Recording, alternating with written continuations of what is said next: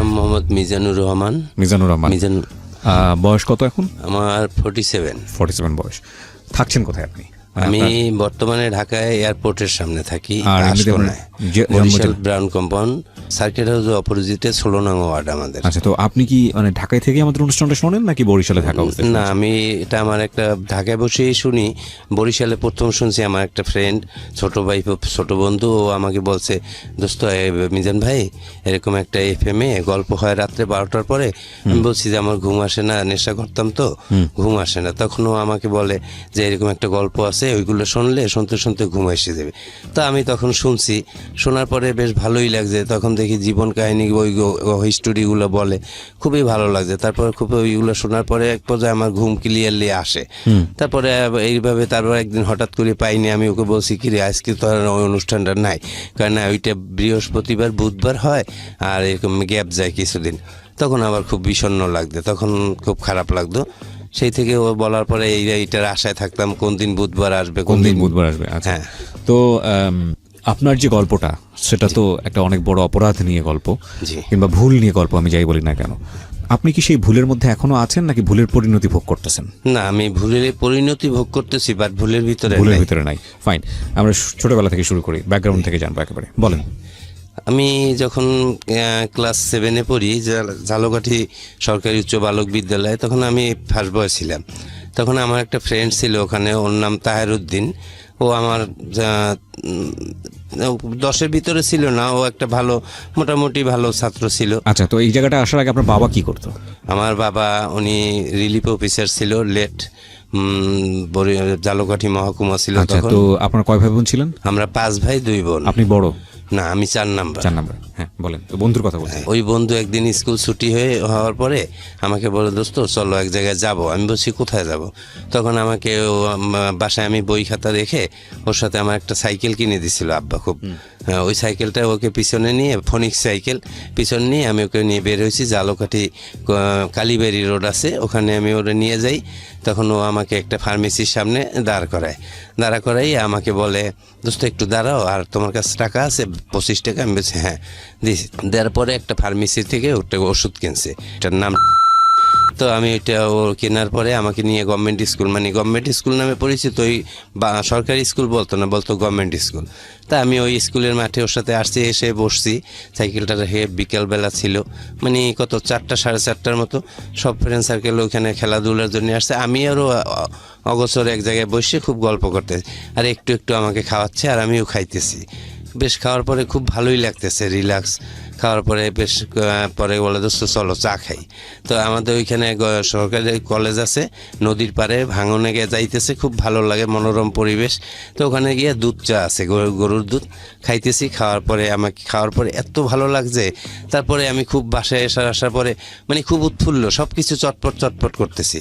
তো ভালোই লাগছে। যাই হোক, ওইভাবে রাত্রটা কেটে যায়।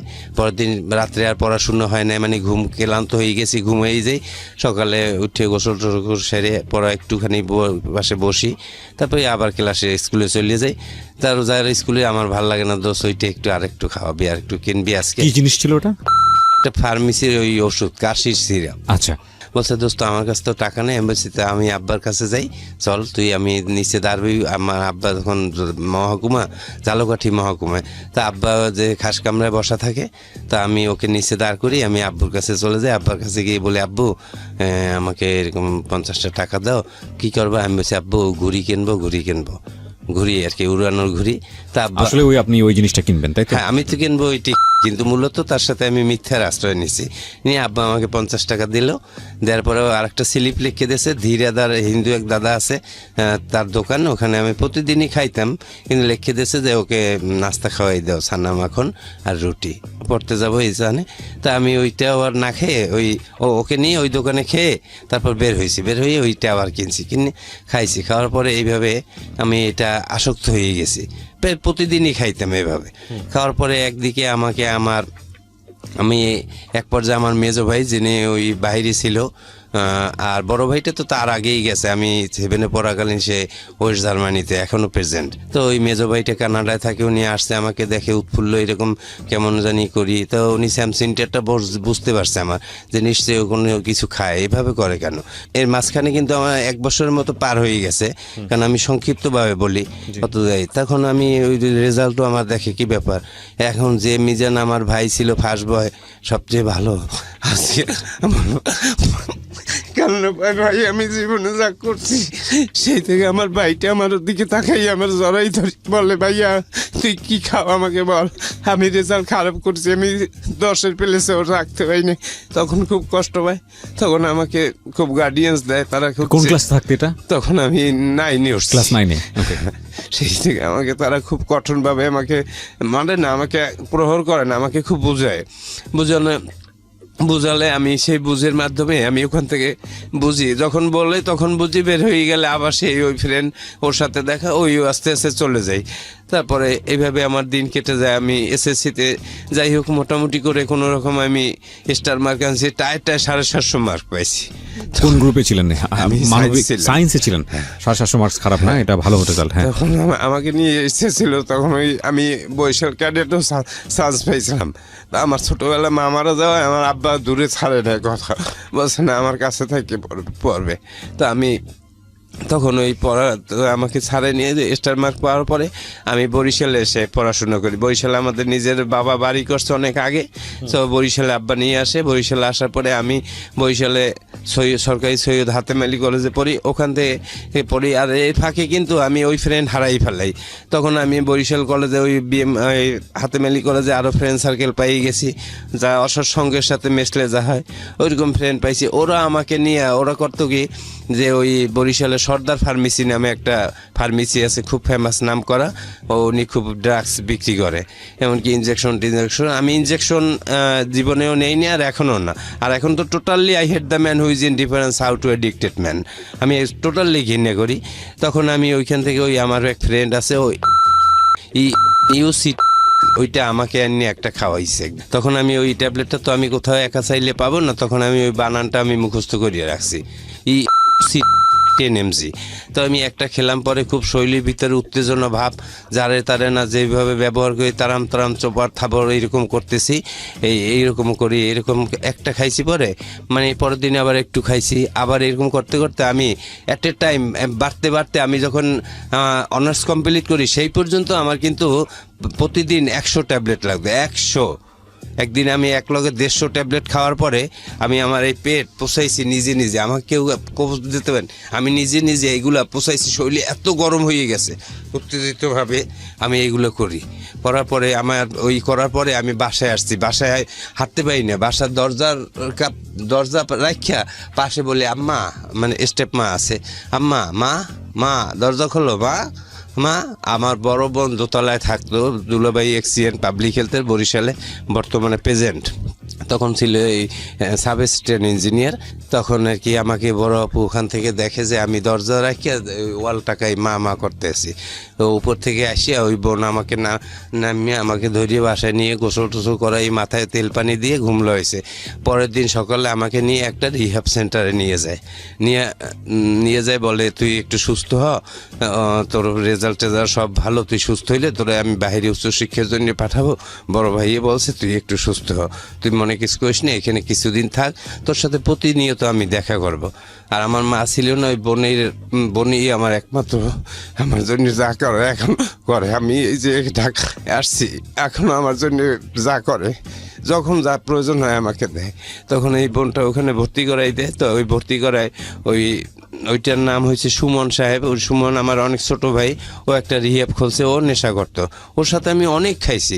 কিন্তু ও যখন আমাকে ওইখানে ঢুকেই দিয়ে আসছে আপায়, দেওয়ার পরে আপুকে বাইরে দাঁড়া করে রেখে বলছে আপা ওর জীবনে আর খাবে না, ও সুস্থ হয়ে যাবে, কিন্তু ওর একটা সুপ্ত বাসনা আজকে পূরণ করতে হইবে, ওর জন্য 5,000 টাকা দিয়ে যান।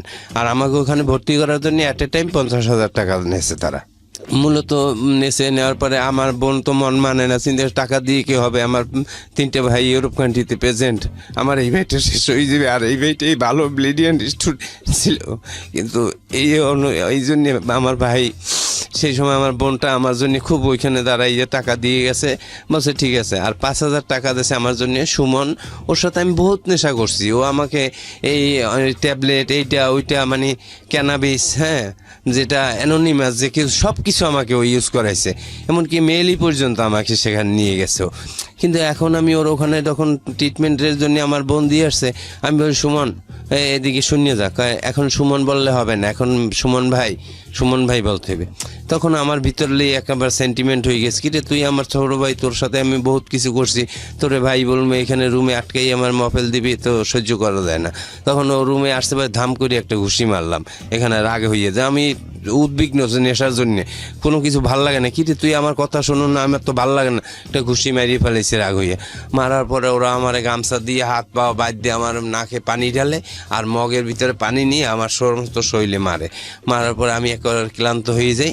হওয়ার পরে আমার মাথার চুল কাটিয়ে ফেলে, নাইরি করিয়ে দেয়, করার পর ওইটা বলে শাড়ি কাপ বলে, ওরে রিহাপের ভাষায় বলে শাড়ি কাপ। দেওয়ানোর পরে আমাকে বলছে শোন, তোর জন্যে তোকে উপরে উঠাবো, নিচে রাখছি, তোর জন্য আমি 2 গ্রাম হিরোইন রাখছি, আর তোর জন্য আমি ইঞ্জেকশন আনছি মরফিন 2টা, তুই আজকে জীবনের মনে শেষ করবি আজকে খাওয়া, আর কখনো খাইতে পারবি না, উপরে উঠলে আর একটা ক্লাস আস তোর। যাক, আমি এটা বলছে পর মাইর জ্বালিয়ে দিয়েছে, ওগুলো মনে রাখি নে, কিন্তু আমি ওই খাওয়ার জন্য ওই যে বলছে সুপ্ত বাসনা আমার শেষ বাসনাও পূরণ। তখন আপনি মরফিন নিতেন, হিরোইন নিতেন? হ্যাঁ, আমি যে আমার হাতে এই যে টোটালি আমার হাতে এখন বেইন নেই, আচ্ছা, এই যে আমার কোনো সুই নেওয়ার মতো কোনো জায়গা নাই। তখন যখন আপনাকে রিহাবে দিয়েছে তখন আপনি এগুলো সব নিতেন? হ্যাঁ, তার আগে আমি নিতাম ওর সাথে, ওই সুমনের সাথে। উনি একটু আগে পেটের অবস্থা দেখাচ্ছিল প্রিয় শ্রোতা এবং দর্শক, এটা আসলে খুবই মানে দুর্ধর্ষ একটা জায়গা। পুরো পেট উনি ব্লেড দিয়ে পচিয়েছেন এবং সেগুলোর মানে পজ দিয়েছেন উনি সেগুলোর দাগ এখনো আছে। আমরা সময় পেলে যদি প্রয়োজন হয় আমরা ছবিটা পোস্ট করবো আমাদের ইউটিউবে, কিন্তু আপনারা গেলে আমরা এই ছবিগুলো দিয়ে দিই আমাদের প্রোগ্রামের মাঝে মাঝে, আপনারা খুঁজলে হয়তো পাবেন। জি বলুন। যখন আমাকে ওই মরফিন ওই উপরে নিচে দেবে, তো আমার জন্য 4টা মরফিন নিয়ে আসছে, আর 2 গ্রাম হিরোইন নিয়ে আসছে, আর ট্যাবলেট নিয়ে আসছে 100 নিয়ে আসছে, তখন 50 পয়সা করিয়ে দাম ওইটার। তখন আমাকে আমি ওই ভিতরে আমাকে ওরা নিয়ে আসার পরে আমাকে সুই টুই পানি টানি কীভাবে ওগুলো সব কি মেকানিজম যা লাগবে সব দিয়ে বলছে দোস্ত তুমি এখানে বসে খাও, কাউকে শেয়ারিং করবে না, এটা একটা মাদকাসক্ত হসপিটাল, তোমার শেষ সুপ্ত বাসনা, তুমি খাও, তুমি যতক্ষণ বসে পারবা খাবা, তোমার এই রুম থেকে খাওয়ার পরে উপরে উঠতে হইবে, শেষ হইলে তুমি উপরে যাবা, আর কোনো কথা নেই। বিরতি নেব এই পর্যায়ে, ছোট্ট একটা বিরতি প্রিয় শ্রোতা। বিরতির পর আবারও ফিরে আসছি সিক্রেটসে। এই অনুষ্ঠানে আপনি আসতে পারেন, নিজের ভুল কিংবা অপরাধ বলে লাখ লাখ মানুষকে সতর্ক করতে পারেন, সচেতন করতে পারেন। আমরা মনে করি আমাদের সার্থকতা কিংবা আপনার সার্থকতা সেখানেই যদি আপনার ভুল বা অপরাধ শুনে, আপনার পরিণতি শুনে ভুল অপরাধের একজন মানুষ নিজে থেকে সচেতন হয় এবং একই সাথে যেই ভুলটির মধ্যে রয়েছে সে সেখান থেকে বের হয়ে আসে। সুতরাং আপনার জীবনের অভিজ্ঞতা আমরা এখানে বলার জন্য আপনাকে আমন্ত্রণ জানাচ্ছি। আমাদের ফোন নাম্বারটি হচ্ছে 09611904904। আমি আরও একবার বলছি 09611904904। ফিরছি, যে নিজেকে উন্মোচিত করবেন, নিজের ভেতরের অপরাধ এবং যে বিষয়গুলো তিনি আসলে আজ পর্যন্ত কাউকে বলতে পারেননি সেগুলো নিয়ে কথা বলবেন। আমরা স্টে টিউন, আমরা স্টে করবো আমাদের স্টেশনে। আপনারা শুনছেন ঢাকা FM 90.4। আমি আবারও ফিরছি আপনার কাছে। জি মিজু, তারপর? তা আমি ওখানে বসে সে ইচ্ছা মতো আমি 2 গ্রাম হিরোইন খাইছি। খাওয়ার পরে প্রথম যখন 1/2 গ্রামের মতো খাইছি, খাওয়ার পরে একটু বমি আসছে, বমিটা করছি, আবার একটু একটা স্প্রাইট আছে নিয়ে আসছিল, ওইটা একটু হালকা খেলে আবার একটু ভালো লাগে। তারপরে একটু রিল্যাক্স নিয়েছি, একটু সেই করছি।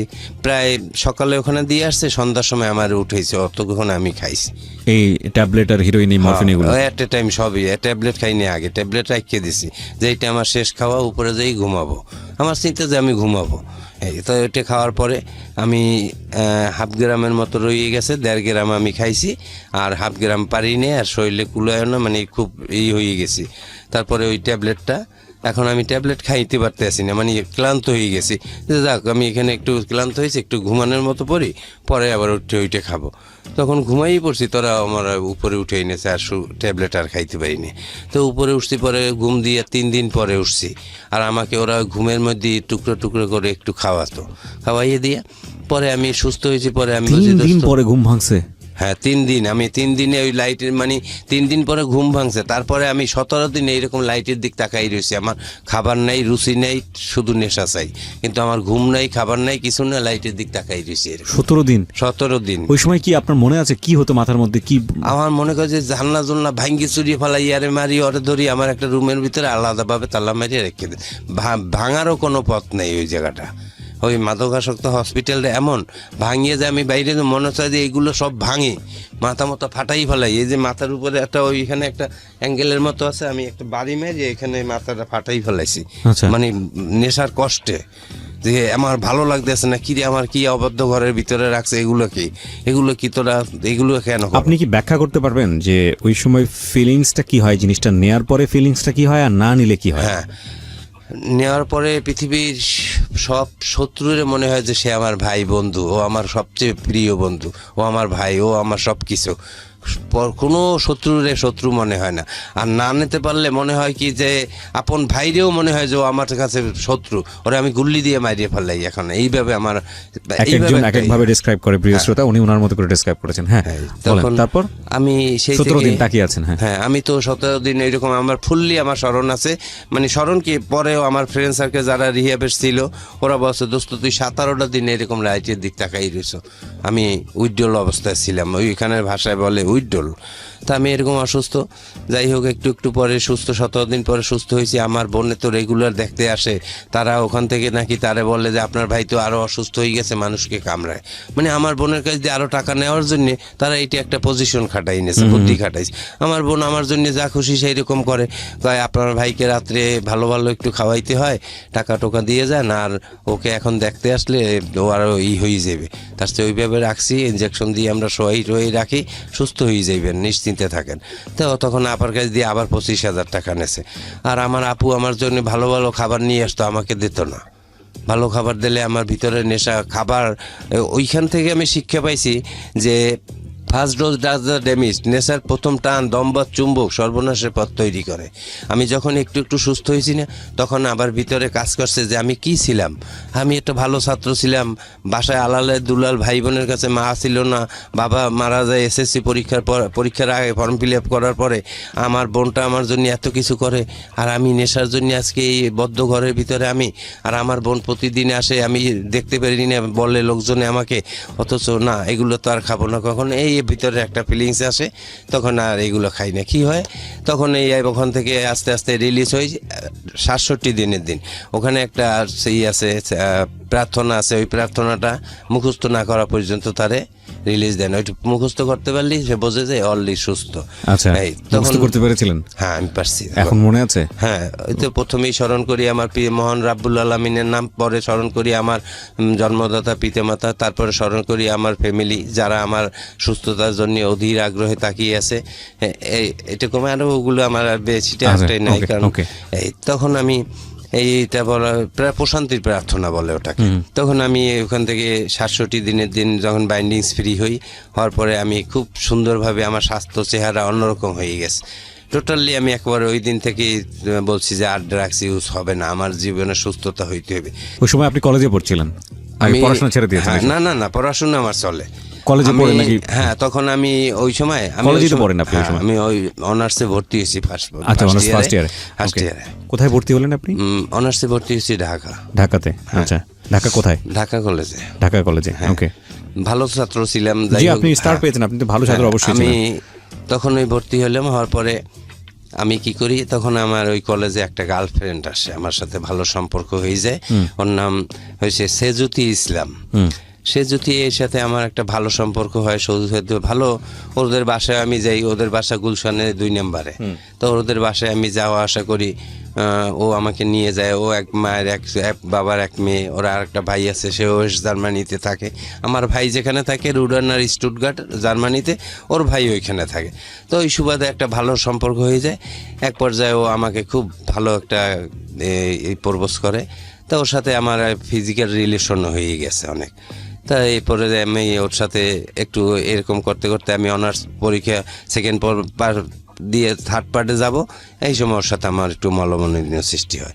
কিন্তু মলমলিন্য হইলেও আমি কিন্তু ড্রাগসের প্রতি আর যাইনি তখন, যে না ড্রাগসে নাই বলতে হইবে, কারণ ওখানে শিখে আসছি যে না এটা আর খাওয়া যাবে না, যেহেতু আমার বাবা হাজি ছিল, আমার বা নাই, আমার ভাই বোনের ইজ্জত আছে, সেই দিকে তাকাই আমি আর এগুলো খাবো না, তবে আমাকে ভালো হইতে হবে। ওর মতো মেয়ে গেছে, তাতে কি কত মেয়ে আমার জীবনে আসবে, এটা কোনো ফ্যাক্টই না।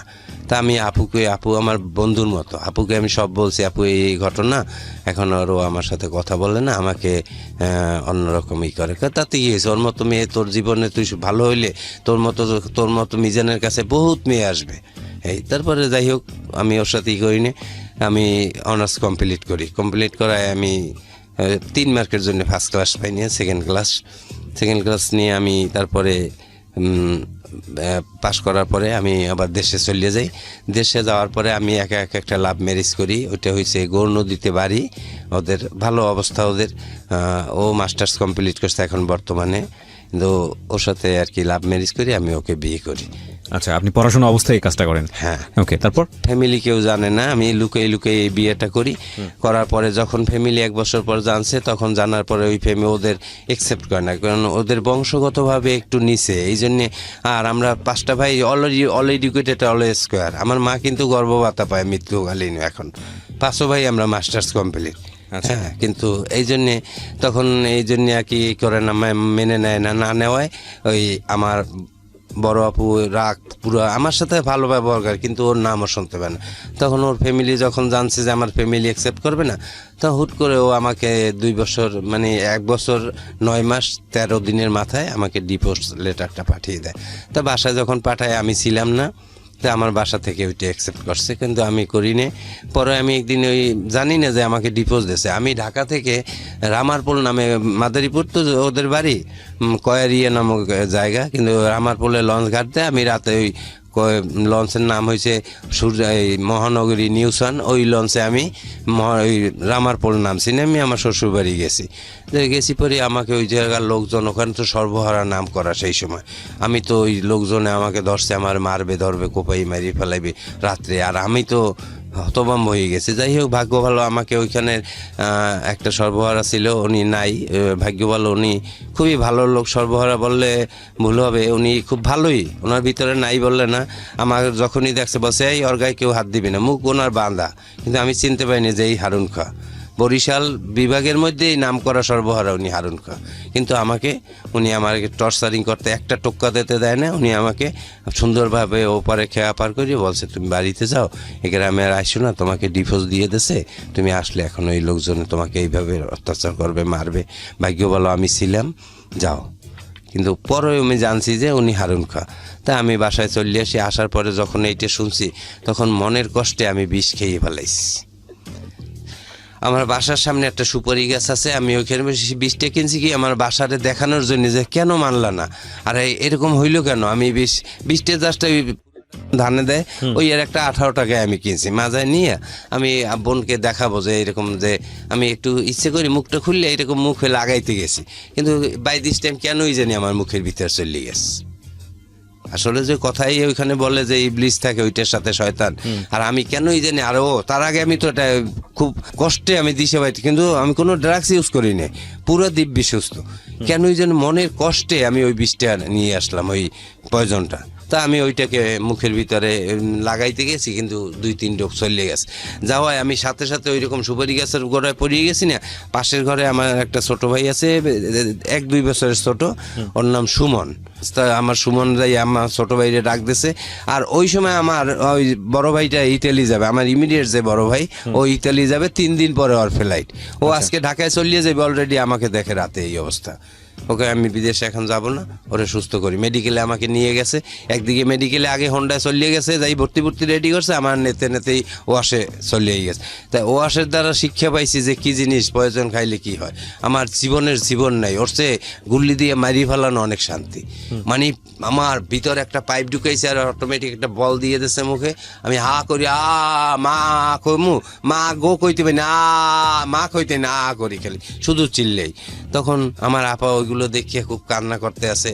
আর যখন আমার ওয়াশ টোয়াশ 7 বদনি পানি ভরছে আমার পেটে, আবার বাইর করছে, 1 বন্দি ভরছে আবার বাইর করছে, এবার চাইপে চুপে আর পেট যে চাপ দেবে, পেটের অবস্থা দেখে ইয়া, আর এটাও শুকায় না তেমন একটা, এমন অবস্থায় দাঁড়াই গেছে। তখন আমার এই পারতে আছে না। যাই হোক, আল্লাহ তাআলা আমার বাঁচাই রাখছে, আল্লাহর কাছে আমি অশেষ রহমতের শুকরিয়া আদায় করি যে এই তখন আমার বোনটা আমাকে সুস্থ করছে। বল ডাক্তার সাহেব লেখছে নাথিং বাই মাউথ। এখন আমার তো বলা পিপাসায় শুকাইয়ে গেছে। আমার মনে কয় কি 2 জগ পানি দিলেও আমার তৃষ্ণা নিবারণ হইবে না।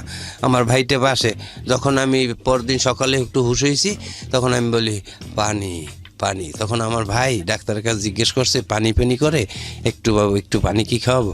কয় না, একটু খালি একটু ফলের রস মুখে দিতে পারেন, পানি দিয়েন না, কারণ বিষের সাথে পয়জনের সাথে ওইটা সমস্যা। তখন আমাকে 1 কোয়া কমলার একটা রস চিপে আমার মুখে দেয়। আমার তৃষ্ণেই মেলে না, মুখের কিচ্ছু বেজে না, হতে মনে হয় রাগ হয়ে দুধ তুলি না, আমি আটকে যাই, থো রাগ, মানে আমি উঠতে যে দাঁড়াবো সেই শক্তি আমার নাই, কিন্তু মনের কষ্ট ওই রকম বলি। তখন ভাই বলে দুধ তুলি না, মরিয়ে যায় যদি যাও, একটা আপেল ওরে দে, এই একটা কমলার রস চিপে ওর মুখে দে, এই কষ্ট আমার সহ্য হয় না ওর ইয়ে। এই তখন আমাকে ওইভাবে দেয়, দেওয়ার পরে যাক সুস্থ হয়েছে। তখন মেডিকেল থেকে ওইটা তো পুলিশ কেস হয়ে গেছে, খুব স্বাভাবিক। হ্যাঁ, তখন আমি আমাকে এক নার্স ছিল আমার, খুব আমার সাথেই পড়াশোনা করতো, উনি স্টাফ নার্স হয়ে গেছে। তখন ওই নার্স, ওনার নাম ইশরাত জাহান, নয়নাপা। তখন আমাকে আমার ওই নয়নাপা আমাকে ওইভাবে বললো এই কাগজপত্র নিয়ে বাসায় চলিয়ে যাবেন, কারণ না হয় পুলিশ কেস হয়ে যাবে মিজান। তখন আমি ওইটা নিয়ে বাসায় চলে আসি। আসার পরে আমার বোন আমাকে নিয়ে সুস্থ করার পরে আমাকে ঢাকায় রাখে। ঢাকায় আমাদের ওই ধানমন্ডি 29 নম্বরে বঙ্গবন্ধুর বাড়ির 4খান বাসার পরে বাসা, ওইখানে আমাকে রাখে এবং চলাফেরা সব কিছু যাবতীয় যা রেগুলার খরচ সব কিছু দেয়। আমাকে বাইকটি কিনে দেয় যে সেইভাবে ফ্যামিলির মতো চলবি। এই তখন আমাদের আবার বরিশাল ঢাকার লাইনে আমার ছোট বোনের লঞ্চ আছে, এমবি কীর্তনখোলা 1, 2, 10, বাংলাদেশ সবচেয়ে ব্যয়বহুল লঞ্চ 10 কীর্তনখোলা। তা আমি ওই লঞ্চ ঘাটে যাই, মাঝে মাঝে লঞ্চ ঘাটে গেলে পরে একটু টিকিট ধরি। মাঝে মাঝে আমাকে ছোটো জামাই মাসে মাসে 50,000 60,000 করে টাকা দেয় যে চলুক। তা আমি যে এখন যে বর্তমানে আমার স্ত্রী আছে, আমি ওর বাড়ি হয়েছে ভোলায় শহরেই বাসা। আমি আলাদা জায়গায় শ্বশুরবাড়িতেও থাকি না, আলাদা একটা বাসা ভাড়া নিয়ে থাকি, 3,000 টাকা ভাড়া দিই, তো ওইখানে থাকি। আর আমার বড় আপা আমাকে পাশাপাশি একটু হেল্প করে। এই আর ফ্যামিলি বাবা যেটা রেখে গেছে বরিশাল শহরে আমাদের 5 তলা বিল্ডিং আছে, নিজেদের বাবা করছে, খালি জায়গাও আছে আরও পাশে, মানে ওখানে 29% জায়গা তো এরকম আছে। আর বড় ভাইটা আছে ওয়েস্ট জার্মানিতে, ওই জায়গাটায় আমাকে ওইখান থেকে মাসে মাসে এখন ওর আপা টাকা দেয়। এই কালকেও আমাকে দিয়েছে টাকা, হ্যাঁ 2,000 টাকা পাঠাইছে যে 4-5 দিন চলো, আবার তুমি ঘাটে এসো দিয়ে দেবে। এভাবে চলতেছি আছি আমি বর্তমানে। এখন এটা একটু সিক্রেট রাখবেন এই পরিচয়টা, আমি বলি বর্তমানে আমি একটা ছোটোখাটো একটা জব করতেছি, এখানে আসি। এরপরে ওই রিহাব থেকে ফেরার পরে কি কখনো অল্প সময়ের জন্য হলো ড্রাগ নিয়েছেন? না, আমি আর স্লিপ করিনি, কখনো স্লিপ করেন, কখনো না, একেবারে ওটাকে অ্যাভয়েড করিয়ে দিছি। লেখাপড়া কি হলো, কমপ্লিট হলো? মাস্টার্স কমপ্লিট হয়েছে। অনার্স মাস্টার্স কমপ্লিট হওয়ার পরেও তো ভালো একটা জব ম্যানেজ করতে পারেননি? পারিনি, এই শেষ হয়ে গেছে আমার। এই যে চামড়াটা দেখেন এই যে নামে গেছে, আসলে তো বয়স তেমন তখন না। যারা ট্যাবলেট খায়, ট্যাবলেটের একটা ক্রিয়াই থাকে, ওদের চামড়াকে নরম করিয়ে ফেলে। মানে আপনার দেখে যে বোঝা যায় বয়স অনেক বেশি হয়ে গেছে। আসলে সেটা না, আমার ছোট বড় ভাইকে দেখলে মনে হইবে সে আমার ছোট ইমিডিয়েট যে বড় ভাই। মানে চেহারার মধ্যে পরিবর্তনের জন্য ড্রাগে দায়ী? ড্রাগ ছাড়া চেহারা নষ্ট হয় না, এই ড্রাগটা নিয়েই আমি এইটা হয়ে গেছে আমার। আপনার স্ত্রী যিনি আছেন বর্তমানে, আপনার ছেলে মেয়ে আছে? হ্যাঁ, আমার একটা ছেলে আছে। একটা ছেলে আছে, সে কি জানতো আপনার জীবনের এই গল্পটা? বা হ্যাঁ, সে জানতো যে আমার বাবা প্রচুর ড্রাগস করছে। হ্যাঁ, আপনার ওয়াইফ কি জানতো বিষয়টা যে আপনি ড্রাগ নিয়েছেন? যিনি বর্তমানে তখন জানতো না, পরে বিয়ের পরে আমি বলছি এরকম। এরপর কি বিশ্বাস করতে পেরেছে যে আপনি ড্রাগ নেন? সে এখনো বিশ্বাস করে যে আমার হাজবেন্ড সিগারেট ছাড়া অন্য কিছু এখন জীবনে। এখানে একটা জিনিস একটু বলি, যারা ড্রাগ নেয় এদেরকে বিশ্বাস করাটা খুব ডিফিকাল্ট, কারণ এটা বলে যে একবার নিলে, কারণ এটা প্রচুর মিথ্যা কথা বলে শুধুমাত্র একটু নেওয়ার জন্য। কিন্তু তারপরও বিশ্বাস হারালে আসলে একটা মানুষকে স্বাভাবিক জীবন দেওয়া যাবে না, সুতরাং সেই জায়গাটা থেকে বিশ্বাস করতে হবে। মাদক আমাদের জন্য একটা অনেক বড় সমস্যা। মাদক তো আপনার জীবনটাকে শেষ করে দিল। শেষ, ফার্স্ট ডোজ দ্য ড্যামেজ, নেশার প্রথম টান, দম্ভ চুম্বক, সর্বনাশের পথ তৈরি করিয়ে দিস, আর কিছু নেই। এলাসাই মান্ডান। আপনি কি পেলেন জীবনে? এই আমি কিছুই পাই না, জীবন খাতায় শূন্য। এখন আমি শুধু আমার আমার এই কায়াটা আছে, আর কিছু পাইনি। বাবা মায়ের অস্তিত্ব, ভাই বোনের অস্তিত্ব সব বিলীন করে দিয়ে দিস। বরিশালে আমাকে এক নামে কি চেনে জানেন? ট্যাবলেট মিজান। ট্যাবলেট মিজান নামে চেনে? এটা আমার যে কোনো লোক, বরিশাল বলেন, যারা বন্ধু বান্ধব আছে, 100-150 খাইতেন? 100 এট এ টাইম আমি, না হলে আমার হইতো না।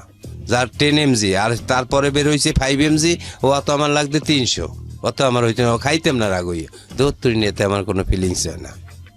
Really do I, are you not believe my talk? না, আমি বিলিভ করি। এবং এত খেলে তো মানুষ, একটা সাধারণ মানুষ মারা যাওয়ার কথা। আমি তো ওই বললাম না, আমি 100-150 খাইলে পরে আমি গরম হয়ে গেছে, পরে পেট পোষাইছি, শরীরের উত্তেজনায় দিশা পাইতে আসি না, পানিতে নামবো না, কি করবো, মানে কোনো কিছু ভালো লাগে। 1 সেকেন্ড এক জায়গায় দাঁড়াই থাকতে পারি, এদিক হাঁটি ওদিক যাই, ছুটি নেশার এই একটা স্যামসিনটার ওই রকমই ভালোই লাগে না একটু। তো যারা ড্রাগ নেয়, এখনো নেশার মধ্যে আছে, তাদেরকে আপনি কি বলবেন?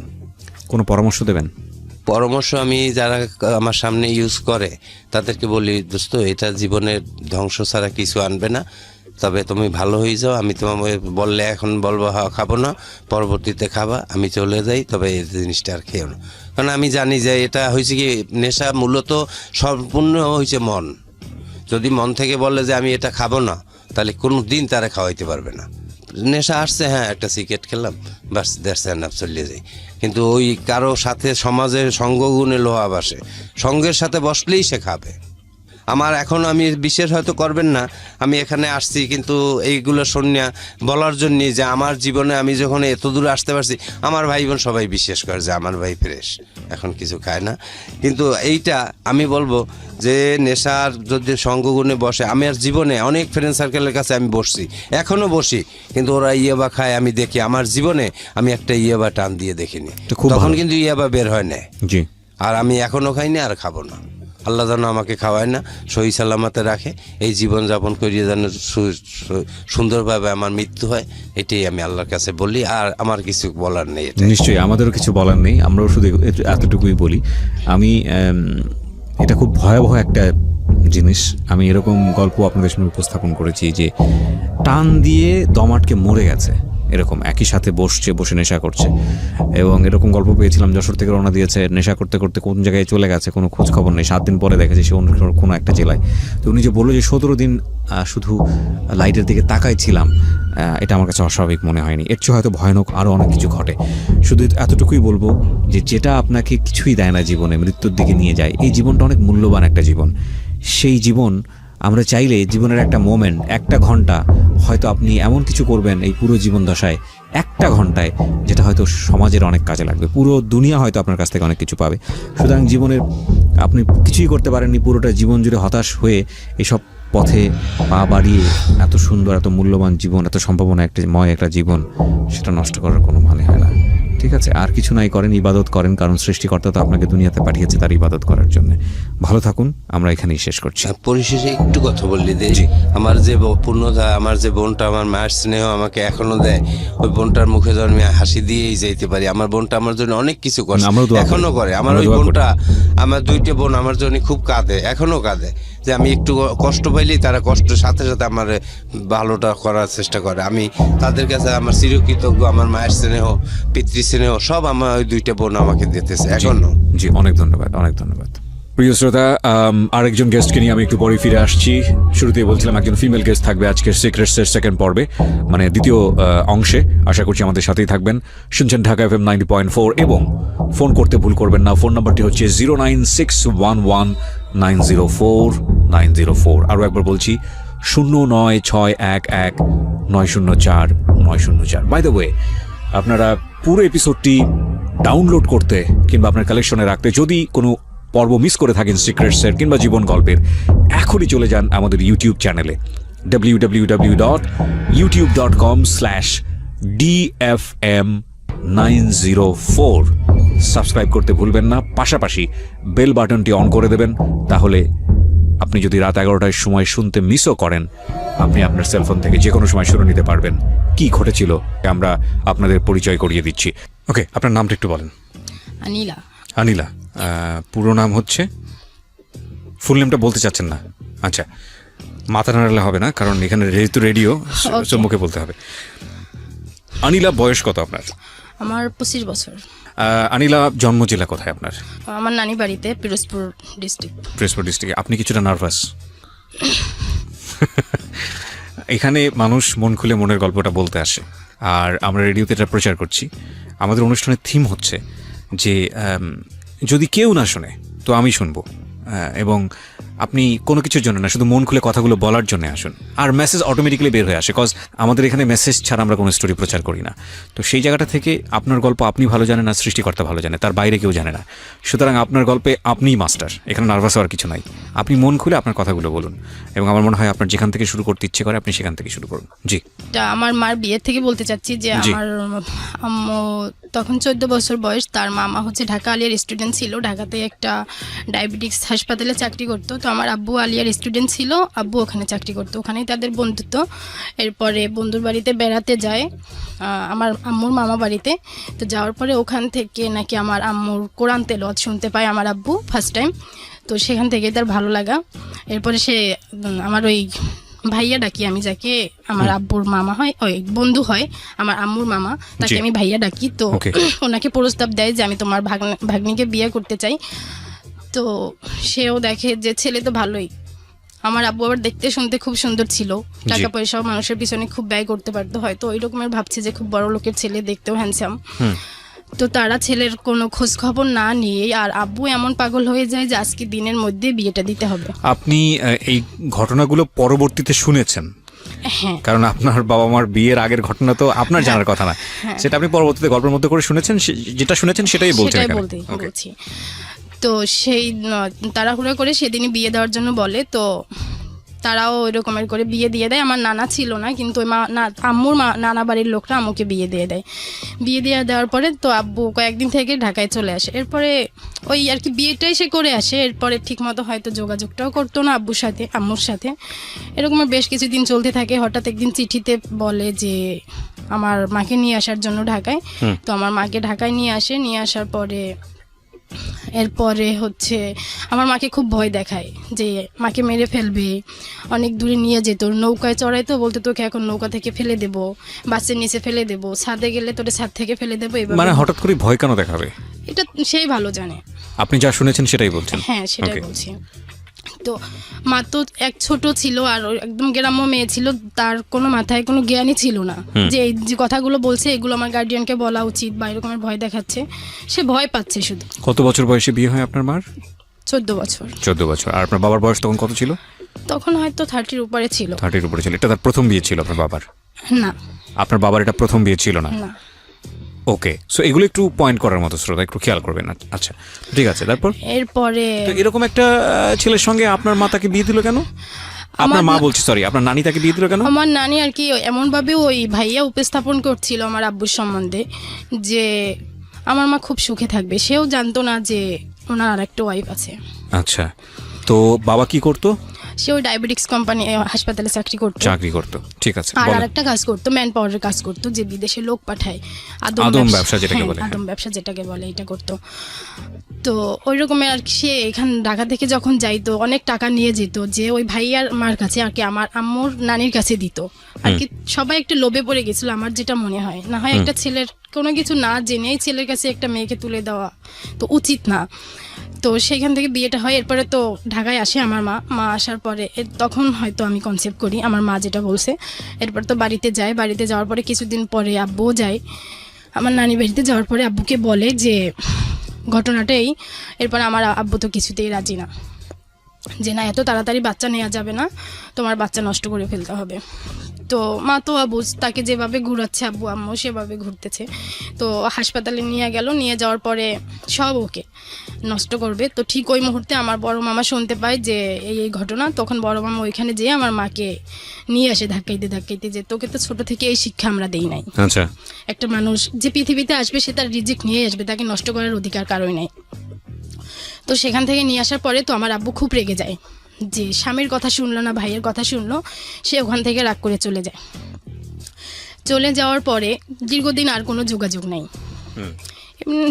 নাই। তখন তো চিঠির যুগ ছিল, একটা চিঠি যেতেও অনেকদিন সময় লেগে যেত, 10-15 দিন সময় লাগতো। হ্যাঁ। তো হঠাৎ এরপরে আমি আসি পৃথিবীতে, আসার পরে তাকে জানানো হলো। তখন সে তার মানে হচ্ছে আপনার মা কনসিভ করেন, তাই তো? হ্যাঁ, আপনার মা ওই সময় আপনার নানু বাড়িতে থাকা অবস্থায়, না কনসেপ্ট করে ঢাকাতে যখন আমার না সেটা তো বলতে পারছি, ধরা পড়ে হচ্ছে আর নানু বাড়িতে নানি থাকা বাড়িতে অবস্থায়। যাওয়ার পরে তখন তো আব্বু হচ্ছে নানি বাড়িতে যায়, যাওয়ার পরে আব্বুকে বলে, আর আচ্ছা। আব্বু যখন নষ্ট করতে চায়, আমার আম্মু রাজি না হয়, সেইখান থেকে আব্বু রাগ করে ঢাকায় চলে আসে। আচ্ছা। তো ওই টাইমটাতে আমার ওই যে ফার্স্ট আর কি আব্বুর যে বিয়ে করছিল, ওনার আর একটা বেবি হয়। আচ্ছা। তো আমার মাকে বলে যে মাহমুদার একটা বাচ্চা হয়েছে, মাহমুদা খুব ছোট আর কি, মাহমুদার খুব প্রশংসা করতো। তো আমার মা কখনো জিজ্ঞাসা করতো না যে মাহমুদাটা কে কে তুমি তার প্রশংসা করতো, তার মাথায় এটাও ছিল না, জিজ্ঞেস করার মতো হয়তো তার ওই বোধটাও ছিল না। এরপরে ওই যখন আর কি আমার পেটের বয়স 3 মাস আর কি আমার আম্মুর, তখন আব্বু হচ্ছে আমার আম্মুর কাছে বলে যে তোর বাবাকে বল টাকা দেওয়ার জন্য, আমি বিদেশ যাব। তো আমার নানা তখন জমি বিক্রি করে তাকে ওই সময় 25,000 টাকা দেয়। তো সে ঢাকায় আসে, ঢাকায় আসার পরে তার তো বিদেশে প্রসেসিং চলতেছে, সেটা আর নানি বাড়ির লোকজন জানতো না। তো যখন আমার বয়স নাকি 15 দিন আর কি পৃথিবীতে আসার পরে 15 দিন বয়স, তখন আমার আম্মুর কাছে একটা চিঠি যায় যে তুমি তাড়াতাড়ি ওকে নিয়ে আসো, আমি এরকমের বিদেশ যাব, তো আমি চাচ্ছি তোমাদের ঢাকায় রেখে যাব। তো চিঠিটা পৌঁছাতে আমার মার কাছে দেরি হয়ে যায়। তো মা যখন ঢাকাতে আসে, যেদিন আসে সেদিনই শুনে যে আব্বুর ফ্লাইট হয়ে গেছে, আর আব্বুর সাথে দেখা হয় নাই। তো এরপরে তো আবার মা চলে যায় গ্রামে, আব্বুর সাথে আর কোনো যোগাযোগ নেই। মা চিঠি দিত কিন্তু চিঠির কখনো উত্তর আসতো না, আর আব্বু দিত কিনা সেটা আব্বুই ভালো জানে। ওকে, এই ঘটনাগুলো আপনি কার কাছ থেকে শুনেছেন? এটা আমার মার কাছ থেকে, নানির কাছ থেকে। এখানে একটা বিষয় একটু নোট করে নেই, এই কথাগুলো আপনি যখন শুনতেন তখন আপনার বাবার প্রতি অনুভূতিটা কি হতো? ঘৃণা। ঘেন্না হতো। একদম ভেতরে যা হয়েছে আপনি সেটাই আজকে এখানে বলবেন, আপনাকে আমি অনুরোধ করছি বিশেষভাবে। আপনার কখনো মনে হয়েছে যে মা বা নানি যেটা বলছে সেটা বাবাকে সামনাসামনি কি জিজ্ঞেস করে তারপরে বিশ্বাস করি? আপনার ভিতরে যা হয়েছে আপনি সেটাই আমাকে বলেন। হ্যাঁ, এটা মনে হয়েছে নাকি তার আগে হ্যাঁ, ঘৃণা মনে- করেছেন? না না, মনে হয়েছে, বাট ঘৃণাটাই বেশি হয়েছে, কারণ exactly, this is the very very important point প্রিয় শ্রোতা। এই জন্য একটা সেপারেট ফ্যামিলি, যখন একটা ফ্যামিলি সেপারেট হয়ে যায়, বাবা আলাদা হয়ে যায়, মা আলাদা হয়ে যায়, সন্তানটা যেখানে থাকে, সন্তান তারাই তাদের মতো করে বড় করে। কারণ ওই কোমলমতি মনে সে যেটা শোনে সেটাকেই সে সত্য মনে করে স্থান দেয়। এবং আমি বলছি না ঘটনা সত্য না মিথ্যা, সেটা বলছি না, ওর কোশ্চেন করার ক্ষমতা থাকে না, এবং কোশ্চেন করার ক্ষমতা থাকে না বলেই হয়তো তার বাবাটা ওরকম ছিল না, কিংবা তার মাটা ওরকম ছিল না। সে যেইখানে বড় হচ্ছে সেভাবেই সে তার পারসেপশনটা গ্রো করে।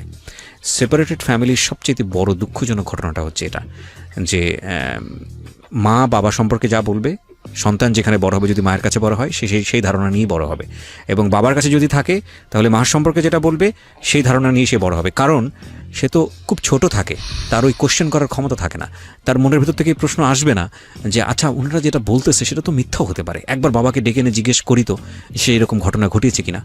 এবং সেই সাহসটা যেহেতু থাকে না, সেই যুক্তিটা যেহেতু থাকে না, একেবারে কোমলমতি মন, সুতরাং সে অন্ধ মনে বিশ্বাস করে যায়, এবং যে ঘৃণাটা জন্ম হয় ছোটবেলায়, বাবার প্রতি হোক মায়ের প্রতি হোক, সারাটা জীবন জুড়েই সে সেটা বয়ে চলে। সবচেয়ে বড় ক্ষতি হয় এটা কিন্তু যার প্রতি ঘৃণা করে তার না, যে নিজে ঘৃণা করা শেখে তার। গল্পটা আমরা সামনের দিকে এগোচ্ছি। জি বলুন। এরপরে চিঠি লেখে এবং মার সঙ্গে যোগাযোগ করতো না না? হয়তো কিনা সেটা জানি না, কিন্তু 3 বছর পরে আর কি আব্বু চলে যাওয়ার 3 বছর পরে হঠাৎ একটা তালাকনামা আসে। তালাকনামাটা আসার পরে আমার নানার হাতে এসে পৌঁছায়। তো নানা তালাকনামাটা দেখে তখন চিন্তা করে যে যেহেতু ছেলে 3 বছর খোঁজ খবর রাখে নাই, ইসলামিক দৃষ্টিতে 3 মাস যদি স্বামী স্ত্রীর মধ্যে যোগাযোগ বিচ্ছিন্ন থাকে সেই ক্ষেত্রে তালাক হয়ে যায়। কে বলেছে আপনাকে? এটা শুনছে আর কি, শুনেছেন? এরকম শোনা অনেক ভুল জিনিসই আমরা জানি। ঠিক আছে, সমস্যা নেই, বলুন। হ্যাঁ, সেখানে 3 বছর আর কি টোটালি যোগাযোগ নাই। আচ্ছা। হ্যাঁ, তো তারপর তো তালাকনামা হাতে চলে আসছে। সেইখানে এখন তো আর মেয়েকে বসায় রাখা ঠিক না, আমরা কতদিন বেঁচে থাকবো, আর এই মেয়ে আর একটা মেয়ে, আমি যদি ছেলে হতাম সেই ক্ষেত্রে একটা তাদের চিন্তা থাকতো, তাদের চিন্তা যে একটা মেয়ে হয়েছে আর ও মেয়ে, কোথায় এদের স্থান হবে। জি। তো সেই ক্ষেত্রে আমার মাকে তারা বিয়ে দেওয়ার চিন্তা করলো। তো চিন্তা করলো, তারা ওই রকমের চিন্তা করলো, কিন্তু আমার মা কিছুতে বিয়ের জন্য রাজি হয় নাই ওই টাইমে। আচ্ছা। যে বিয়ে তো একবারই হয়, আমি যে আমার বিয়ে হলে আমার বাচ্চাটা কি হবে। আচ্ছা, যেই ধারণাটা সেটা আপনার মায়ের ব্যক্তিকেন্দ্রিক ধারণা না, এটা আমাদের পুরো সমাজেরই একটা ধারণা। হ্যাঁ বলেন। তো তারপরে তাকে জোর করে বিয়ে দিয়ে দেওয়া হয়, তখন আমার বয়স 2.5 বছর। জি। তো বিয়ে দিয়ে দেওয়ার পরে মা তো চলে যায় শ্বশুর বাড়িতে, আমি আমার নানির কাছেই থাকি। আচ্ছা, তো জোর করে বিয়ে দেওয়া হলো, ছেলেটা কি করতো? কিছুই করতো না, বেকার। আপনার তখন 2.5 বছর, আপনার নিজের কি কোনো মেমোরি আছে ওই সময়ের, যে মার কি হচ্ছে না হচ্ছে, কোনো স্মৃতি কি আছে? না, আমার কিছুই মনে নাই, জাস্ট আমার মা বলতো, আমি আর কি আমার মাকে বলি, তোমরা সবাই তোমাদের সুখের জন্য তোমরা পথ খুঁজে নিয়েছো, কিন্তু আমার কি অবস্থা হবে আর কি, এখন কথাগুলো বলি। ওই 2.5 বছরের কোনো মেমোরি নাই আপনার? আচ্ছা, তো আপনার মা চলে গেল, তারপর? এরপর মা বলে যে আমি কোনো কিছুতে বিয়ে করতে চাই নাই, সবাই আর কি সমাজ তাকে বিয়ে দিছে। সমাজ তাকে জোর করে বিয়ে দিয়েছে? হ্যাঁ, সমাজ তাকে বিয়ে দিছে, আর যে ছেলের সাথে বিয়ে হয়েছে সেও বেকার। আচ্ছা। তো মা বলে যে মাঝে মধ্যে আমাকে নিত ওই বাড়িতে, কিন্তু তাদের তো ওই যে ছেলের সাথে বিয়ে হয়েছে উনি আবার অবিবাহিত ছিল। শ্বশুরবাড়ির লোকজন এক বিবাহিত মেয়েকে বিয়ে করছে, তার জন্য এক চাপ, এরপরে আবার বাচ্চা তাদের সাথে থাকবে, সেটা তো আর এক চাপ, যেখানে নানি নানার কাছেই থাকতে হয়েছে। মাঝে মধ্যে হয়তো বেড়াতে গেছি এরকমের, কিন্তু নানি নানার কাছেই ছিলাম। এরপরে কিছুদিন আর কি আমার মার হয়তো বিয়ের 1-1.5 বছর পরে আমার আব্বু আসে। আমার আব্বু আসে ডাইরেক্ট আমার নানি বাড়িতে যায়। আব্বু বলতে? আমার আব্বু, জন্মদাতা পিতা। আমার জন্মদাতা। আমি ওনাকে আর কি, আমার মার যার সাথে বিয়ে হয়েছে ওনাকে আমি আব্বু ডাকি না, উনি আমাকে আব্বু ডাকতে বলছে, বাট আমি ভাবছি যে আমার আব্বু তো একজনই। আচ্ছা। আব্বু তো 2 জনকে ডাকা যায় না। আচ্ছা। সেই ক্ষেত্রে আমি ওনাকে মামা ডাকি। মামা ডাকতেন? তো আপনার আসল বাবা যিনি, উনি আসলেন 1.5 বছর পরে? উনি আসলো, আসার আর কি এই আমার কি মার, প্রথম আপনি বাবাকে দেখলেন নাকি এর আগেও দেখেছেন? না ওই টাইমটাই প্রথম দেখেছি, কিন্তু আমার ওই টাইমের কথা মনে নাই। মনে নাই? আচ্ছা। তো আসার পরে আমার নানা আর কি আমার এক মামা নিয়ে আসছে তাকে বাড়িতে। ওই মামা আবার মাদ্রাসায় পড়াশোনা করছে, কামিল আর কি, উনি হচ্ছে ডক্টরেট করছে এই থেকে, ঢাকা ভার্সিটি থেকে। তো আমার নানার কথা যে তোমাকে ইসলামের শিক্ষায় এত বড় শিক্ষিত করলাম, যে ছেলে তালাকনামা পাঠাইছে তাকে কিভাবে তুমি বাড়িতে নিয়ে আসলে? কে নিয়ে আসছে বাড়িতে? আমার মামা।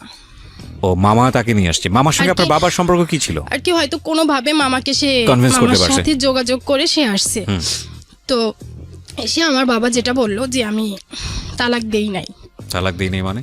যে তালাকনামাটা আসছে আমার আব্বুর পক্ষ থেকে, সেটা আসলে আমার আব্বু দেয় নাই। কে দিয়েছে? এটাই প্রশ্ন আমার, আজও এই প্রশ্নটাই আমার মধ্যে। আচ্ছা, তালাক দেয়নি, তারপর? আমার নানা তাকে স্থান দেয় নাই আমাদের বাড়িতে, নানি বাড়িতে। তো আমার আব্বু মসজিদে ছিল, মসজিদে 3 দিন ছিল, যে আমি যেভাবেই হোক আমার আম্মুর কথা বলছে ওকে নিয়ে যাব। তো তালাক দেয়নি, 3 বছর খোঁজ খবর নেয়নি কেন? সে বলে আমি খোঁজ খবর করেছি, চিঠি দিয়েছি, তারপরে আর কি ওদের ভরণ পোষণ দিয়েছি, কিন্তু আমার নানি বাড়িতে সেটা পৌঁছায়নি। কি হাস্যকর কথাবার্তা! 3 বছর ধরে আপনার মাও নিশ্চয়ই যোগাযোগ করেনি? করছে? আমার মা তো তার কোনো ঠিকানাই জানতো না, কিভাবে করবে? তো তাহলে ভরণ পোষণ আর সব দিচ্ছি? থেকে বড় কথা, আমাদের যে বাড়ি কুষ্টিয়াতে, সেই কুষ্টিয়ার ঠিকানাটা আমার নানি বাড়ির লোকজন জানতো না। না, this is a very stupid logic. যত পৃথিবীতে আমরা, আপনি যে যুগের কথাই বলেন না কেন, আজ থেকে 25 বছর আগের গল্প বলছেন আপনি, 20 বছর আগের গল্প বলছেন, 3 বছর ধরে আপনার বাবা যদি আপনার মার সঙ্গে যোগাযোগ করার চেষ্টা করে কোনো রিপ্লাই না পায়, আমার এই এবং একটাই সেখানে প্রশ্ন আপনি শুধু আমার আব্বুর কাছে, যে আমি হচ্ছে ছোট থেকে আব্বুর সাথে ওরকম সাহস করে কথা বলতে পারি না, কিন্তু 2 বছর আগে হঠাৎ আমি আব্বুরকে বলছি। 2 বছরের গল্প আমি পরে আসতে চাই, আমি পয়েন্টগুলো রেখে যাচ্ছি কারণ আপনার গল্প যেটা আপনি বলছেন সেটা কতটুকু গ্রহণযোগ্য আমি বলতে চাচ্ছি। তাকে আমি প্রশ্ন করছি যে আপনি কি আমার আম্মুকে তালাক দিয়েছেন? সে বলছে এত বছর আগের কথা আমার মনে নাই। কিন্তু এই যে বাড়ির যে ঘটনাটা, যে সে এত বছর আগের ঘটনা মনে থাকবে না মানে এটা কি ধরনের কথাবার্তা? হ্যাঁ, সে তালাক দিয়েছে কিনা সেটা তার মনে নাই, কিন্তু সে তালাক দেওয়ার পরে সে বাড়িতে গেছে, যাওয়ার পরে সে বলছে তালাক দেয়নি। আমার মধ্যে একটাই প্রশ্ন যে তালাকনামাটা তাহলে আসলো কোত্থেকে? সে বলছে দেয় নাই, তার ফাইন্ড আউট করা উচিত ছিল। আমার নানা নানি বলছে যে তালাক, আমার নানার হাতে তালাকটা আসছে, তাহলে এই তালাকটা দিলটা কি? তালাকনামাটা আপনি দেখেছেন? না আমি দেখি নাই। আপনি কেন দেখেন নাই? এটা তো অনেক আগের কথা। তালাকনামাটা কোথায় আছে? তালাকনামাটা আমার নানা বলছে যে আমার নানা হাতে পাওয়ার পরে নাকি পোড়াই ফেলছে। জীবনটা এতটা সহজ মনে হয় আপনাদের কাছে, যারা অভিভাবক তাদের সবাইকে বলছি।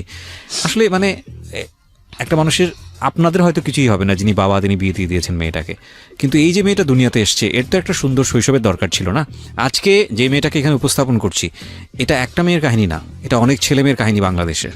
ঠিক আছে, প্লিজ, যদি প্রপারলি বড় করতে না পারবেন দুনিয়াতে আনবেন না, আর যদি এনেই ফেলেন তাহলে নিজের সুখ বিসর্জন দিয়ে হলো সেই ছেলে মেয়েকে আপনাকে একটা সার্টেন পিরিয়ড পর্যন্ত বড় করতে হবে, বড় করতেই হবে, এটা আপনার দায়িত্ব, এবং এই দায়িত্ব অবহেলা করার কোনো সুযোগ নাই।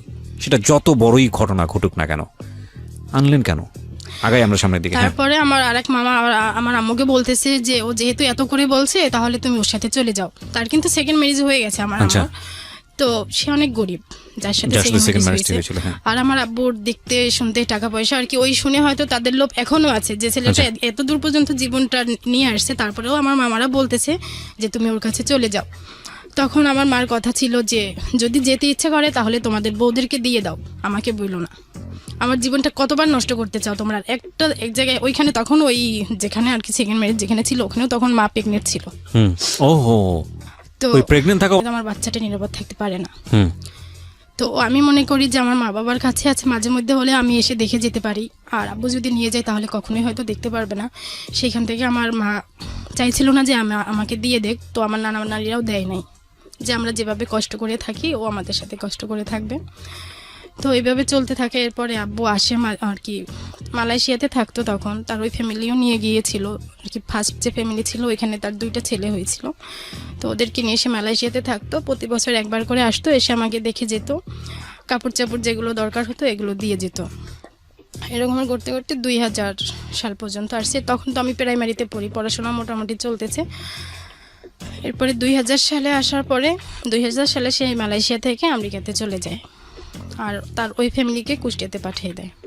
তো এরপরে এরকমের চলতে থাকে। এরপরে আর যোগাযোগ বন্ধ, আমার সাথে আর যোগাযোগ নাই আর কি। কষ্টটা এরপরে যখন বুঝতে পারি যে বাবা আর কি সবার বাবারা ভালোবাসতেছে, বাবারা আসতেছে, তো সেইখান থেকে আমার প্রশ্ন থাকতো তাদের কাছে যে আমার বাবা কোথায় আর কি। এটা ছোট কথা বলতেছি, তখনও আর কি বাবা যখন বুঝতে শিখছি আমার বাবা কোথায়। আর আব্বু যে প্রতি বছর আসতো ওরকম আসতো, হয়তো দেরি করে আর কি। আমার যতটুক মনে আছে ক্লাস 4-এ উনি শেষ আসছিল, তখন আমাকে বলছিল যে তুমি চলে আসো। আমি বলছি আমি আম্মুকে ছাড়া যেতে পারবো না। তো বলছে যে তোমার আম্মুকে তো আর নেওয়া যাবে না, কিন্তু আমি ভাবতাম যে আম্মুকে কেন নেওয়া যাবে না, আমি যদি যেতে পারি তাহলে আম্মু আমার সাথে যাবে। এরপরে আব্বুর থেকে ঘৃণা থেকে হচ্ছে ছেলেদের উপরে যে ঘৃণাটা হয় যে আমার মাকে একটা ছেলে কষ্ট দিয়েছে, আমি ওরকমের ছেলেদেরকে কষ্ট দেব। এটা কোন সময় আপনার রিয়েলাইজেশনটা হয়? এটা হচ্ছে ক্লাস 7-এ। ক্লাস 7-এ থাকা অবস্থায়। ওকে। এরপরে একটা ছেলের সাথে ফার্স্ট আর কি সেই আমাকে লাভ লেটার দেয়। তারপরে কবে দিল এটা আপনাকে? এটা ক্লাস 8-এ কিভাবে দিল? যে না ওইটা। ওকে। তো পরে দেখলাম যে এরকমের কিছু লেখা, তখন আমিও আর কি আমার তো টার্গেটই ছিল যে আমি এই কাজটা করব, যে ছেলেদের জীবন নষ্ট বলতে কেউ আমাকে প্রেমের প্রস্তাব দিল, আমি তাকে প্রেমের আর কি রাজি হওয়ার পরে কিছুদিন তার সাথে কথাবার্তা বলে বন্ধ করে দিব। আচ্ছা, এটা আপনার টার্গেট ছিল? এইটা আমার টার্গেট ছিল। টার্গেটটা কেন ছিল? এই যে বাবার উপরে ঘৃণা থেকে, যে আমার বাবা আমার মাকে কেন কষ্ট দিল, সুতরাং আমিও ছেলেদেরকে কষ্ট দিব। আমিও ছেলেদেরকে কষ্ট দেব। ওকে, তারপর? এরপর ওইটা হয়তো 2-3 মাসের মতো ছিল। এরপর আবার আরেকটা ছেলে প্রস্তাব দিল, তারপর তার প্রস্তাবে রাজি হয়ে গেলাম আর কি। প্রেমের ওইটা হচ্ছে ফোনে ছিল। ওইটা ছিল এরকমের যে আমার মামা খালা যারা আছে আর কি, আমার নানার ফ্যামিলি, এদের সম্মান কেউ কখনো নষ্ট করতে পারে নাই সামাজিকভাবে। তো মামা খালা দিয়ে যেহেতু পারে নাই, তাদের টার্গেট ছিল আমাকে দিয়ে। তারা একটা ছেলেকে রাজি করায় যে যত টাকা পয়সা লাগে আমরা দেব, তুই দেখ জাস্ট ওই মেয়েটা কী করতে পারো কিনা। তো আমি তো আর এটা আমার মাথায় ছিল না, আমার তো টার্গেট ছিল অন্যদিকে আর তাদের টার্গেট অন্যদিকে। তারপরে ওই ছেলেটা এরকমের ফোনে আমার নানার জানতো, আমার নানা সকালে নামাজ পড়তে যায়, ফোনটা বাসায় থাকে। তো নানার ফোনে কল আসলো, কল আসার পরে সাধারণত আমি নানার ফোন রিসিভ করতাম। তো এরপর রিসিভ করার পরে সে তার কথা বলতেছিল যে এইভাবে। তো আমি তো অল্পতেই রাজি হয়ে গেলাম, যেহেতু আমার টার্গেট এরকমের। তো রাজি হয়ে যাওয়ার পরে তার সাথে কথা হতে এখন একটা সময় দেখতেছি যে সে আসলে আমাদের সম্মান নষ্ট করতে চাচ্ছে। সে ফোনে রেকর্ড করে রাখছে যে আমি যদি বিয়ে করি তাহলে অমুক বাড়ির নাতিকেই বিয়ে করব, ওইটা আমার শ্বশুর বাড়ি। তো ফোন রেকর্ড করে ওইটা আবার তার হচ্ছে যে কল আসলে যে টোনটা বাজে এরকমের টোন সে সেভ করে রাখছে। তো যখন ওই আর কি বাড়ির পাশে দোকানপাট ছিল, তো কল আসলে এইসব কথা হতো, নাম ধরে সে রেকর্ড করে রাখছে। আবার আমার কিছু কথা যে কথাগুলো হতো, কিন্তু কখনো বাজে কোনো কথা আমার মাথায়ও আর কি ওই রকমের আসতো না যে প্রেম মানে হয়তো বাজে কিছু হতে পারে। জাস্ট আমার টার্গেট ছিল যে হয়তো এরকমেরই। তো এরপরে যখন এটা আমাদের কান পর্যন্ত গেল, তারা আমাকে কুষ্টিয়াতে পাঠিয়ে দিল। মানে আপনার টার্গেট ছিল যে আপনি বিভিন্ন ছেলের লাইফ নষ্ট করবেন প্রেমের ছলনা করে, যেহেতু আপনার বাবা আপনার মার সাথে এরকম করেছে। এরকম কাজ করতে গিয়ে একটা সময় একটা ছেলে তার কলার টিউনে আপনার সাথে সম্পর্ক আছে এটা সেট করে রেখেছিল, যেই ফোন দিত সেই শুনতে পেতো এটা। এবং এটা আপনার মামারা জানার পরে আপনাকে কুষ্টিয়াতে পাঠিয়ে দিল। কুষ্টিয়া মানে হচ্ছে আপনার বাবার বাড়িতে পাঠিয়ে। বাবার এর মাঝখানে একটা কথা বলি না, এই যে তালাকনামা নিয়ে যে কথাটা ছিল, সেটা হচ্ছে আমার এক কাকা যখন আমি 6-এ পড়ি তখন আমাদের বাড়িতে যায় যে তালাকনামা খোঁজে। হয় আমার মা ডিভোর্স দিয়েছে সেইটা, না হয় তালাক দিয়েছে সেইটা। তো তারা তো কিছুতেই আমার নানা বাড়ির লোকজন দিতে পারে না, যদি আমরা মেয়েদেরকে ডিভোর্স দিই নাই, তালাকনামা পেয়েছি, সেটা দিয়েই আমরা মেয়েকে বিয়ে দিয়েছি। তো এই তালাকনামাটা হচ্ছে আমার আব্বু চাইছিল আমেরিকা থেকে, সে তখন আমেরিকায় তার একটা বিয়ে করবে। তো আমেরিকাতে বিয়ে করবে, তার কোনো ওয়াইফ বাংলাদেশে আছে কিনা তাকে সেটা ওখানে দেখাতে হবে। তো সে ওখানে বলছে যে আমার কোনো ওয়াইফ নাই, আমি তাকে ছেড়ে দিয়েছি, তো তার একটা প্রুফ ওখানে দেখাতে হবে। তো হয়তো সেটা তারা নকল ওইখান থেকে আমার নানি বাড়ি থেকে পায় নাই, তারা এখান থেকে আর কি কুষ্টিয়া থেকে নকল করে সেটা তারা আমেরিকাতে পাঠাইছে। ফার্স্ট টাইম তখন আমার কাকা আমাকে কুষ্টিয়াতে নিয়ে আসে, তখন আমি ক্লাস 6-এ পড়ি। এরপরে ক্লাস 8-এ আর একবার আমার মামা আবার নিয়ে আসে, যেহেতু আমার এইটাই আমার বাড়ি, তো আমার নানি বাড়ির লোকজন চাচ্ছিল যে ওর বাড়ির সাথে ওর একটা যোগাযোগ থাকুক। আমার দাদা দাদি দুইজনেই বেঁচে ছিল, কিন্তু আমার দাদাকে আমি দেখি নাই, যেহেতু আমি ক্লাস 6-এ আসছি, আর সে হয়তো আরও 2-3 বছর আগে মারা গেছে, জানতাম না কিছুই। আমার দাদিকে একবার আমি দেখছি। এরপরে হলো ওই ক্লাস 9-এর কথা, যেটা আর কি মামারা জানতে পারে, তখন আমাকে কুষ্টিয়াতে পাঠিয়ে দেওয়ার পরে ওখানে বেশ কিছুদিন থাকতে থাকি। তো ওদের যেটা ছিল, এখানে তো আমার সৎ ভাই বোন আরও বেশ কয়েকটা 5 জন ছিল এরা এখানে। ওদের মধ্যে বড় মেজো ওরা মোটামুটি ভালো ছিল, ছোটগুলো ছোট ছিল, তারপরেও ওদের মধ্যে এখন এটা বড়দের শিক্ষা ছিল নাকি ওদের থেকেই ওরা করতো। যেমন আমি বাথরুমে ঢুকতাম, লাইট অফ করে দিত, কলের কাছে গোসল করতে যেতাম, ওরা যেয়ে দাঁড়াই থাকতো, উজু করতে যেতাম, উজু করতে দিত না। এরকমের বেশ কিছু ফেস করতে, ঘুমাইতেছি, খুব গরমের মধ্যে ঘুমাইতেছি, ফ্যান বন্ধ করে দিত, আবার ছাড়লে ফ্যানের কাট আউট উঠে ফেলতো যাতে আর নাই ছাড়তে পারি, মেইন সুইচ অফ করে দিত। মানে আপনার সৎ ভাই বোনেরা এটা করতো? হ্যাঁ, একদিন আমাদের কল নষ্ট হয়ে যায়, তো আমরা আমার কাকার বাড়িতে যে উজু করে আসবো, সামনে পুকুর ছিল, বাট আমরা কখনো পুকুরে যেতাম না, কারণ আমাদের বাড়ির ভিতরেই সব ছিল, সবাই পর্দা করতো, যে কারণে পুকুরে গোসল করা, উজু করা কোনো প্রয়োজনই পুকুরে যেত না, কলেই কাজ হতো। এটা গ্রামে, আর আমাদের গ্রামের বাড়ির কথা কুষ্টিয়াতে। তো মাগরিবের সময় এরকম উজু করতে যাব, তো আমি উজু করার জন্য বের হয়েছি, ওরা নামাজ পড়ে না, তারপরেও যে কলের কাছে দাঁড়াই আছে, তো কোনো মতেই সে আমাকে উজু করতে দিবে না। যখন প্রায় নামাজের টাইম শেষের দিকে, তখন উজু করে আসলাম, তো আমি উজু করতেছি, সেই মুহূর্তে ওরা বাড়ির ভিতরে দৌড় দিয়ে চলে আসলো, এসে গেট বন্ধ করে দিল, যেটা আর কি বাড়ির ঢোকার গেট বন্ধ করে দিল। তো আমি এখন তো আর বাড়ির ভিতর ঢুকতে পারছি না, তো ওই পুকুরের ঘাটলার উপরে বসেছিলাম। আমার বিশাল বড় পুকুর আব্বু করছে, আবার গাডলাও অনেক বড় করছে, তো সব আর কি ওই এলাকার যত লোক আছে সব ওই পুকুরেই এসে গোসল করে, একদম সকাল থেকে শুরু করে রাত 10টা পর্যন্ত কন্টিনিউ ওখানে লোক থাকেই। তো ওই টাইমটা ওই পুকুর পরে বসাটা ওরকম আমি নিরাপদ মনে করি নাই, তারপরেও এছাড়া বসার জায়গা নেই যে গেট খুললে যাতে আমাকে দেখতে পারে। তো ওইখানে বসে আছি, হঠাৎ এক কাকি আমাকে এসে জিজ্ঞাসা করতেছে যে তুমি এখানে বসে আছো কেন। সাধারণত আমি কখনোই গেটের বাইরে বের হতাম না, যত টাইম ওই বাড়িতে ছিলাম। তো বলতেছে তুমি এখানে বসে আছো কেন, তখন আমি বলতেছি যে ও দরজাটা ওই গেট বন্ধ করে দিয়েছে, আমার বোনের কথা বললাম। তারপরে ওই কাকি দরজা নক করতেছে, নক করার পরে এরপরে আম্মু বের হয়ে আসলো, এসে বলতেছে যে ও এরকমের কাজ কেন করলো। পরে বলে এরকমের মেয়েদের যদি একটু আর কি জিদ না থাকে তাহলে তারা বড় হতে পারে না। এটা তার অভিমত ছিল যে তাহলে আমার মতো নির্যাতিত হবে না। আমি ঠিক বুঝতে পারিনি, মানে আর কি এটা কে বলছে কথাটা? এটা আম্মু বলেছে, আপনার সৎ মা বলছে তার মেয়েকে সাপোর্ট করে। হ্যাঁ, সে সাপোর্ট করে এটা বলেছে যে মেয়েদের একটু জিদি হওয়া উচিত, না হলে সে পরে আর কি শ্বশুর বাড়িতে যে সুখী হয় না। আর কি তার কথা যে ও যেটা করেছে সেটা ঠিক করেছে, মানে তার মেয়ে যেটা করেছে। হ্যাঁ, তার মেয়ে যেটা করেছে। এরপরে বাসায় আসলাম, আর কি এরকমের ছিল যে কারো কোনো কথা হতো না, জাস্ট আমি সবসময় একটা জিনিস চিন্তা করতাম যে নানা বাড়িতে থাকাটা তো একটা মেয়ে হোক ছেলে হোক কারোই পরিচয় না।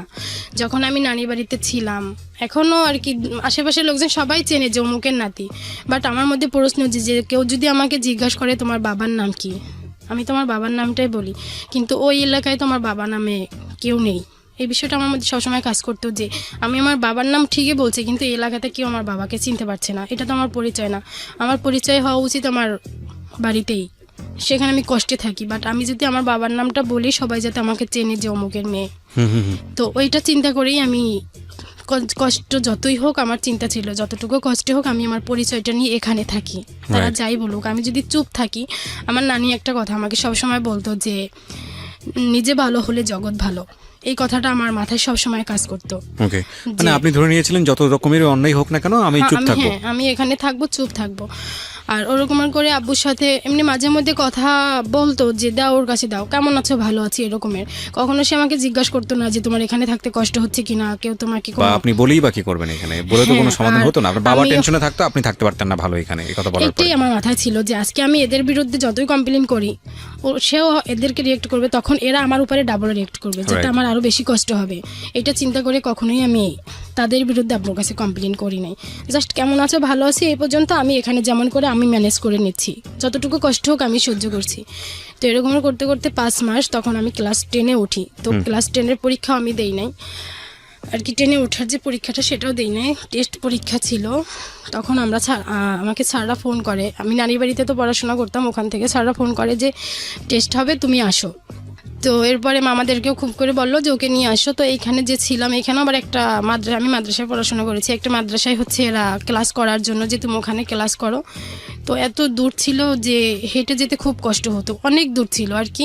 আমি একদিন ক্লাস করলে পরের দিন আর কি ক্লাস থেকে ফেরার পথে আমার মনে হতো যে আগামীকালকে ক্লাসটা আমি কিভাবে করব।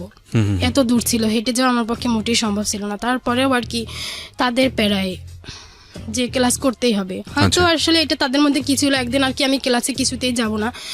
তো আমি হচ্ছে বিভিন্ন অজুহাত দেখাচ্ছি, এই কারণ সেই কারণ, দেখানোর পরে দেখতেছি 9টা 10টা বেজে গেছে। কিন্তু আমার ভাই কী করলো, সে 8টা বাজে বের হতে হয় ক্লাসের জন্য, সে সবগুলো বাসার ঘড়ির কাঁটা 8টার কাছে নিয়ে রাখলো যে দেখ 8টাই তো বাজে, তোর ক্লাসের টাইম এখনও শেষ হয় না, যেতেই হবে। কিন্তু আমি তো জানি যে ক্লাসের টাইম আমি শেষ করে ফেলছি, আমি ক্লাসে যাব না। তো এরকম করে এরপরে গেলাম, যে আমার চিন্তা ছিল যে পড়াশোনা তো করি নাই, পরীক্ষা দেবো, পরীক্ষায় হয়তো ভালো রেজাল্টও করতে পারবো না। তারপরেও নিয়ে গেল আমার মামারা, এসেই আমাকে নিয়ে গেছে। ছোট মামা ছিল যে একটু আমার উপরে কেয়ারফুল ছিল সব কিছুতে, ও মামা এসে আমাকে নিয়ে গেছে। নিয়ে যাওয়ার পরে ওখানে টেস্ট পরীক্ষা দেই। আচ্ছা, তো এখানে বেসিক্যালি ডিস্টার্বের কারণে আপনি এই কাজটা করেছেন? না, পড়াশোনাটা একদিকে চিন্তা করছি যে পাশ করব কি করবো না, আবার চিন্তা করছি যে পড়াশোনাটা তো কোনোভাবে ছেড়ে দেওয়া যাবে না। তো সেইখান থেকে মামাদেরকে বললাম যে এসে আমাকে নিয়ে যান, আর তারা ভাবলো যে পরীক্ষাটা দেওয়া উচিত। তো সেইখান থেকে তারা আমাকে এসে নিয়ে যায়। নিয়ে যাওয়ার পরে আমি টেস্ট পরীক্ষা দিই মোটামুটিভাবে। তো টেস্ট পরীক্ষায় হচ্ছে সবগুলো রেজাল্ট মোটামুটি আসে, ফেল করি নাই। সেখান থেকে তারা আমাকে সিলেক্ট করে যে নেওয়া যাবে। আর হয়তো টিচাররা জানতো যে ফেল করার মতো স্টুডেন্ট আমি না, কখনো আমি ফেল করি নাই।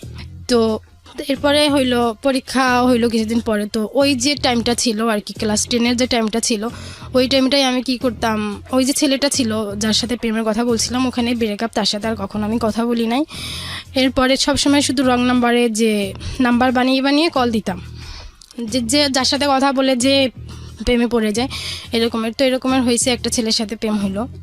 তো এরপরে আশেপাশের লোকজন আর কি, যারা কিভাবে হয়তো জানি না, এরপরে আরও কয়েকটার সাথে প্রেম হয় একসাথে, হয়তো 4-5 জনের সাথে আমি কথা বলছি, মানে তখন একসঙ্গে 4-5 জন মেইনটেইন করতেন? কথা বলতেছি এরকমের। এরপরে হচ্ছে তখন আমার পরীক্ষা, ওকে, মেট্রিক পরীক্ষা। তো আমার একটা মামা ছিল আমার বয়সেই, সে বলতেছে যে সারাদিন এত ফোনে কথা বললে তো তুমি পরীক্ষায় পাশ করতে পারবে না।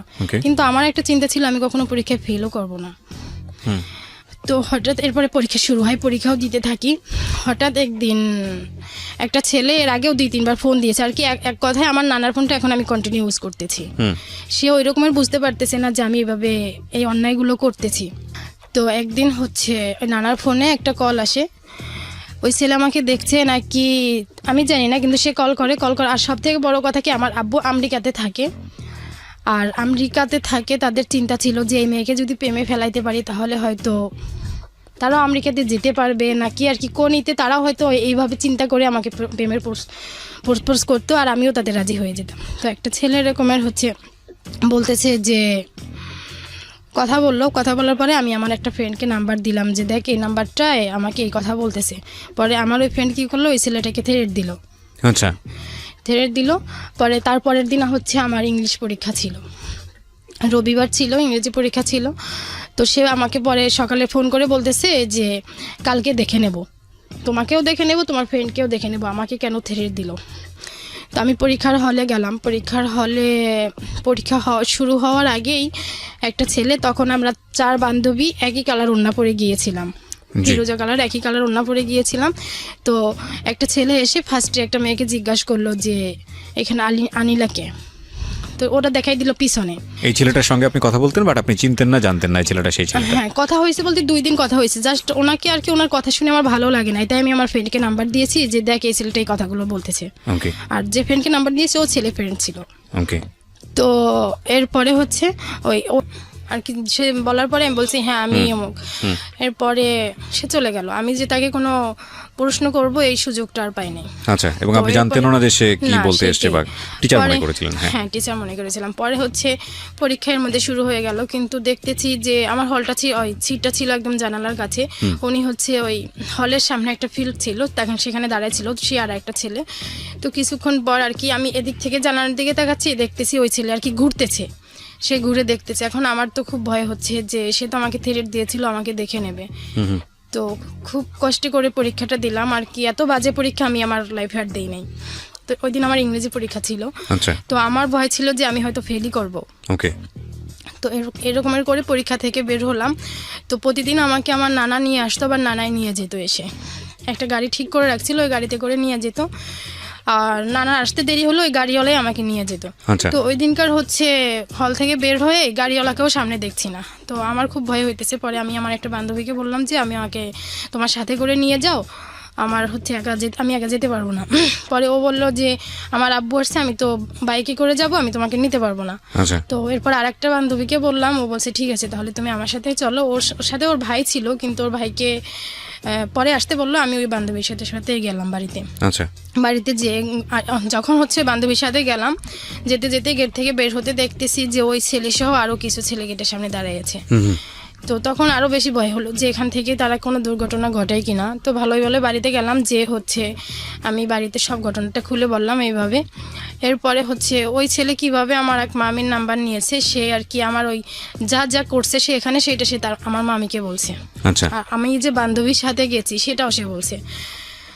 এরপরে সে আবার বলল যে আমাকে কেন আমার নানা নিতে আসলো না, আর কি তার খুব দরদ। এরপর থেকে সে মামির কাছ থেকে খোঁজ খবর নিত, কথা বলতো মামির সাথে। আমিও মাঝে মধ্যে আর কি এমনভাবে মামিকে বলতেছিল, তো মামি বললো ঠিক আছে তুমি কথা বলো, তো আমিও কথা বলতেছি। এরপরে হচ্ছে যখন আমার রেজাল্ট হলো, তখন দেখলাম যে রেজাল্ট খুব আর কি ফেল করি নাই, কিন্তু একদম খারাপ রেজাল্ট ছিল। মানে ওইটা কি ওই একদিনের ঘটনার কারণেই নাকি না, পুরো শুধু ওভারঅল? ইংরেজিতে ছিল। আচ্ছা, তার কারণে পুরোটাই সি আর হয়ে যায়। সবগুলোতেই ভালো ছিল, আর 7টা A+ আসছিল, শুধু ইংরেজির কারণে A+টা আসে নাই। আচ্ছা, ওকে।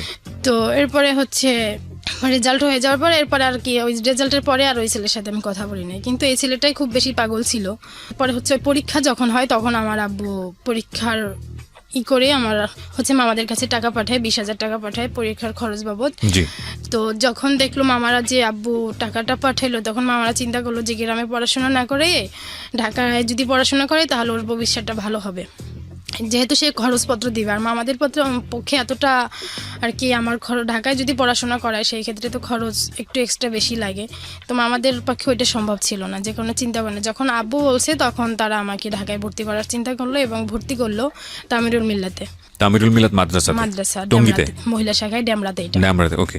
তো এরপরে হচ্ছে আব্বু টাকা পয়সা দিতেছে আর পড়াশোনা এখানে করতেছি। তো রেজাল্টের পরে হচ্ছে আমি আবার আমাদের হোম ডিস্ট্রিক্টে আর কি কুষ্টিয়াতে গিয়েছিলাম। তো এখানে এরকম একটা ঘটনা হয়, টুকিটাকি তো সমস্যা চলতেইছে, হঠাৎ একদিন আম্মুর টাকা হারাই যায় 5,000। আচ্ছা, তো হারাই যাওয়ার পরে তো আমি আদৌ কিছুই জানি না, সে বলতেছিল যে গোসলখানায় গোসল করতে গেছে, তখন নাকি ওইখানে এক চিপায় রেখে দিয়েছে। তো আমাকে এসে জিজ্ঞাসা করতেছে যে তুমি কি টাকাটা দেখছো? তো আমি বললাম যে না আমি দেখি নাই। তো আমার মেজো যে ভাইটা ও বলতেছে যে হ্যাঁ আম্মু ও মিথ্যা বলতেছে, টাকাটা তো আমরা দুইজনে ভাগ করে নিয়েছি। আমাকে আবার বলতেছে আপু তুমি বলো, তুমি আমাকে 3,000 টাকা দিছো আর তুমি 2,000 টাকা নিয়েছো না? তো আমি তো যে আমি টাকার কোনো জানি না আর কি, সে এখানে রেখেছে কি না বা হারাই গেছে কিছুই জানি না, অথচ আমাকে আমার ভাই বলতেছে যে তুমি টাকাটা নিয়েছো, আমাকে 3,000 দিয়েছো, তুমি তো 2,000 রাখছো, তুমি আমাকে টাকা 2,000 ফেরত দাও, আমি আমার 3,000 ফেরত দিয়ে দিই। আমি টাকা নেই না, তাহলে আমি দেবো কিভাবে? তো তারা কি করলো, কবিরাজের বাড়িতে গেল, এসে আমাকে খুব ভয় টয় দেখাইলো, তুমি টাকাটা দিয়ে দাও না হয় এই করবো। তো আমার ভিতরে কোনো ভয় ছিল না, যেহেতু আমি টাকাটা নেই নাই। তো এরপরে হচ্ছে ওই ভর্তি হওয়ার জন্য মামারা ঢাকাতে নিয়ে ভর্তি হওয়ার জন্য এরপরে হচ্ছে আব্বু উত্তরাতে বাসা নেয় আর কি, কুষ্টিয়া যারা আছে। এরপর আমেরিকার যে ফ্যামিলি তার, ওইখানে তার 3টা বাচ্চা হয় আমেরিকাতে, 3টা মেয়ে, ওদেরকে বাংলাদেশে পাঠাইলো। আর কুষ্টিয়ার যে ফ্যামিলি এরাও গেল, এরপর উত্তরাতে বাসা নেয় যে এখানেই তারা থাকবে। এরপরে হচ্ছে মামারা বললো যে বাসায় থাকার দরকার নাই, যদি মাদ্রাসাতে ভর্তি করে তাহলে হোস্টেলেই রেখে দেবো। ওকে। তো এরপরে ভর্তি হয়ে ওখানে হোস্টেলে রেখে দেয়। তো এরকম করে চলতেছে, ইন্টারও মোটামুটি শেষ হলো। পরে ইন্টারের পরে হচ্ছে আব্বু আবার আসলো, এসে বলতেছে, সে আসতো প্রতি বছরই 2বার 1বার করে আসে। এরপরে এসে কুষ্টিয়াতে নিয়ে গেল, নিয়ে যাওয়ার পরে আমি তখনও বলতেছিলাম আর কি, ইন্টার শেষ হয়ে যাওয়ার পরে আমি বলতেছিলাম যে আমি অ্যাডমিশন দিতে চাচ্ছি। তো সে বলতেছে আর কি, আমার ছোট থেকে ইচ্ছা ছিল যে আমি হচ্ছে লয়ে পড়বো। ওকে। তো আব্বুর এই কথাটা শুনে হয়তো তার ভালো লাগে না, সে বলতেছে যে না, এটা পড়া যাবে না, এক কথায় কোচিংই করা যাবে না। তারপরে হচ্ছে আমি ইউসিজিতে ভর্তি হই কোচিং সেন্টারে। ওকে। ভর্তি হওয়ার পরে কয়েকদিন ক্লাসে করি, কিন্তু তার জোরাজুরিতে আর এক কথায় ঘর থেকেই বের হওয়া হলো না। এরপরে হলো কোচিং সেন্টার থেকে এরপরে হচ্ছে আমি আমার নানি আর কি, যখন কোচিং বন্ধ করে দিল তখন আমি নানি বাড়িতে চলে আসলাম। নানি বাড়িতে আসার পরে এরপরে হঠাৎ একটা রং নাম্বার বলতে ওই লোকটা আমাকে চিনতো, বাট আমার কাছে রং নাম্বার ছিল। আমি তাকে ফোন দেই, ফোন দেওয়ার পরে তাকে ঝাড়ি দেয়, কিন্তু যে আমাকে কল দিয়েছিল কলটা সে রিসিভ করে না, রিসিভ করছে অন্য একজন। পরে হচ্ছে সে পরবর্তীতে ব্যাক করে বলতেছে যে আমি তো আপনাকে চিনি না, আপনি যাকে কল দিয়েছেন আমি সেও না। পরে তার সাথে কথা হতে হতে একটা সময় আর কি আমার ওই আবার সেই পিছনে যে আমি তার সাথে কিছুদিন কথা বলে বাদ দিয়ে দেব। পরে এরকম মিথ্যা টিথ্যা কথা বলে আমি আবার কুষ্টিয়াতে কিছুদিন পরে চলে যাই। যাওয়ার পরে ওই ছেলে যে করেই হোক আমার কুষ্টিয়ার নাম্বার নেয়, এরপরে ওই ছেলের সাথে কথা হয়, একটা সময় ওই ছেলের সাথেই প্রেম হয়। এরপরে কথা আর কি এরকম বেশ কিছুদিন চলতেছিল। তো আমি কুষ্টিয়াতে তো ওইরকম তার সাথে কথা বলতে পারতাম না, গোপনে একটা ফোন ওই আব্বু আবার আমাকে আর কি অ্যাডমিশন দিবে না, পরে আমি ওখানে ডিগ্রিতে ভর্তি হয়ে যাই কুষ্টিয়াতে। ওকে। পরে তার সাথে কথা হতো না, মাঝে মধ্যে কথা হতো। হঠাৎ করে ঢাকাতে আমার নানা হজে গিয়েছিল, তো হজ থেকে আসলো, এরপর আমার মামা আমাকে কুষ্টিয়া থেকে নিয়ে আসছে। তো তখন ওই ছেলেটার সাথে আমার দেখা। এরপর ওই ছেলেটা বলতেছিল যে বিয়ে করার কথা। তো আমি আমার সব ঘটনা তাকে খুলে বলার পরে আমি আর বিয়েতে রাজি হলাম না, আমি আবার আমার নানি বাড়িতে চলে গেলাম, কিন্তু কথা তার সাথে কন্টিনিউ হচ্ছে, মানে ছেলেটার সঙ্গে? হ্যাঁ। ওকে। তো এরপরে তখন ছেলেটা বেকার ছিল, তো তার এখন চিন্তা যে করেই হোক আব্বু আবার ডিসেম্বরে আসার কথা, আসবে, তো সে এর মধ্যে একটা চাকরি নিয়ে নেবে, এরপরে বিয়ের কথা বলবে। তো খুব করে হচ্ছে সে একটা চাকরি নিল, সিটি ব্যাংকে তার চাকরি হলো। চাকরি হওয়ার পরে তো এরপরে ওই নানি বাড়িতে ছিলাম। আর আব্বুকে বলতেছিলাম যে এরকমের করে তো আসলে হয় না, কিছুদিন নানি বাড়ি কিছুদিন এখানে, আমি আমার আর কি পার্মানেন্টলি একটা জায়গা চাচ্ছি যেখানে আমি নিরাপদে থাকতে পারবো আর পড়াশোনাটা চালাই যেতে পারবো। জি। পরে আব্বু হচ্ছে আর কি ওই কথাটা তো আব্বুর কাছে কেমন লাগছে জানি না, সে আমেরিকাতে গেছে নভেম্বরে, সে ফেব্রুয়ারিতে চলে আসছে। আচ্ছা। আসছে আমাকে বিয়ে দেওয়ার উদ্দেশ্যে। ওকে। তো আমার মামাদেরকে আগেই বলছে যে আপনারা ছেলে দেখে রাখেন, আমি এসে বিয়ে দিয়ে দেবো। ওকে। তো আসছে, এসে কুষ্টিয়াতে আসছে, ওখানে কয়েকদিন থেকে আমার নানি বাড়িতে গেছে। নানি বাড়ি বিয়েটা দিবে নানি বাড়িতেই, ওদিকেই ছেলে দেখেছে। পরে এঙ্গেজও হয়ে গেছে, আব্বু এসে শুধু বিয়েটা দিবে। এরপরে আব্বু আসলো, এসে ছেলেদের বাড়ি ঘর যেটা দেখার সব কিছু দেখে মোটামুটি আব্বু রাজি, কিন্তু ছেলের দাড়ি ছিল না। আচ্ছা। সে চাচ্ছিল হুজুর ছেলে, আচ্ছা। কিন্তু ছেলে 5 ওয়াক্ত নামাজ পড়তো, কিন্তু দাড়ি ছিল না। যে কারণে বিয়ে হলো না। এইটাই তার কাছে সমস্যা ছিল। সে আমাকে বললো যে তুমি আমার সাথে চলে আসো, এখানে তোমার বিয়ে দিলে তুমি সুখী হবে না। আমি খুব চিন্তা ভাবনা করে দেখলাম। ওকে। তো আমি তার সাথে যাই না, আর মামারও বলতেছিল যে তুমি তোমার আব্বুর সাথে যাবা না। তো আব্বু এখানে 2 দিন 3 দিন নানি বাড়িতে থাকলো, বলতেছে যে আমি এই 20 বছর পরে আসছি একমাত্র তোমার কারণে। উনি কি আসলে 20 বছর পরেই বাংলাদেশে আসছিল? না, বাংলাদেশে কন্টিনিউ আসতেছে আর কি, 20 বছর পরে সে আমার নানি বাড়িতে গিয়েছে। ওকে। ওকে। যে 20 বছর পরে আমি শুধু তোমার কারণে এখানে আসছি, আমি চাই তোমার ভবিষ্যৎটা ভালো হোক, আমি যেটা বলি সেটাই তুমি শোনো। ওকে। তো তার উপরে তো আমার টোটালি আস্থা ছিল না, যেহেতু আমি ছোট থেকেই তাকে পাই নাই, তার কোনো ব্যবহার আর কি, সে যে কি সেটাই আমার মধ্যে আর কি, আমি জানতাম না যে আসলে সে কি চায়।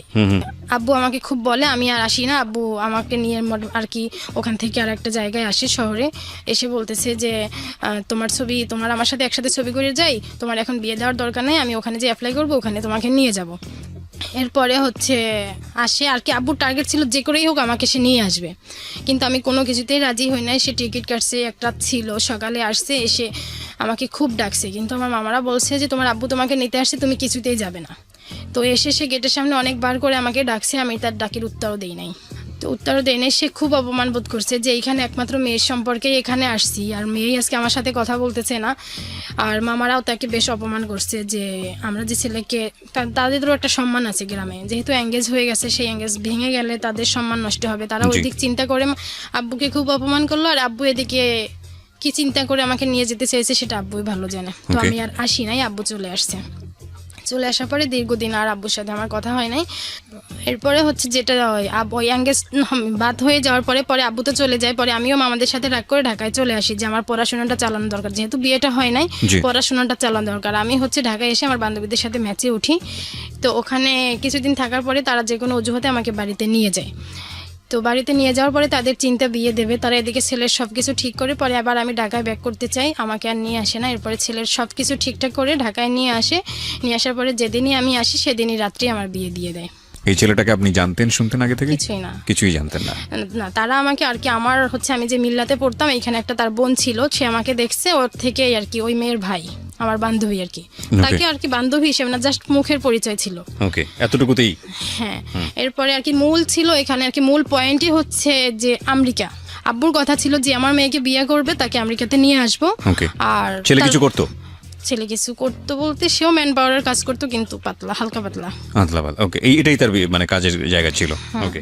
কিন্তু যখন বিয়েটা হয় তখন সে এভাবে বলেছিল যে তাদের ঢাকায় বাড়ি আছে, তারপরে ছেলে বড় চাকরি করে। এই আব্বুও দেখতেছে না, আমিও দেখতেছি না, আর মামারা জাস্ট মুখের কথায় বিশ্বাস করেছে।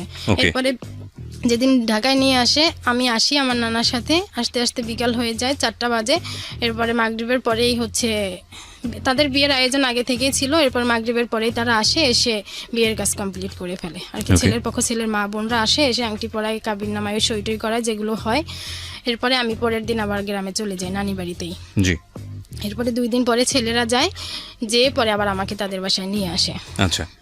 এরপরে যেটা হয় যে যে ছেলের সাথে আমার বিয়ে হয়, নাম কি ছিল ওর?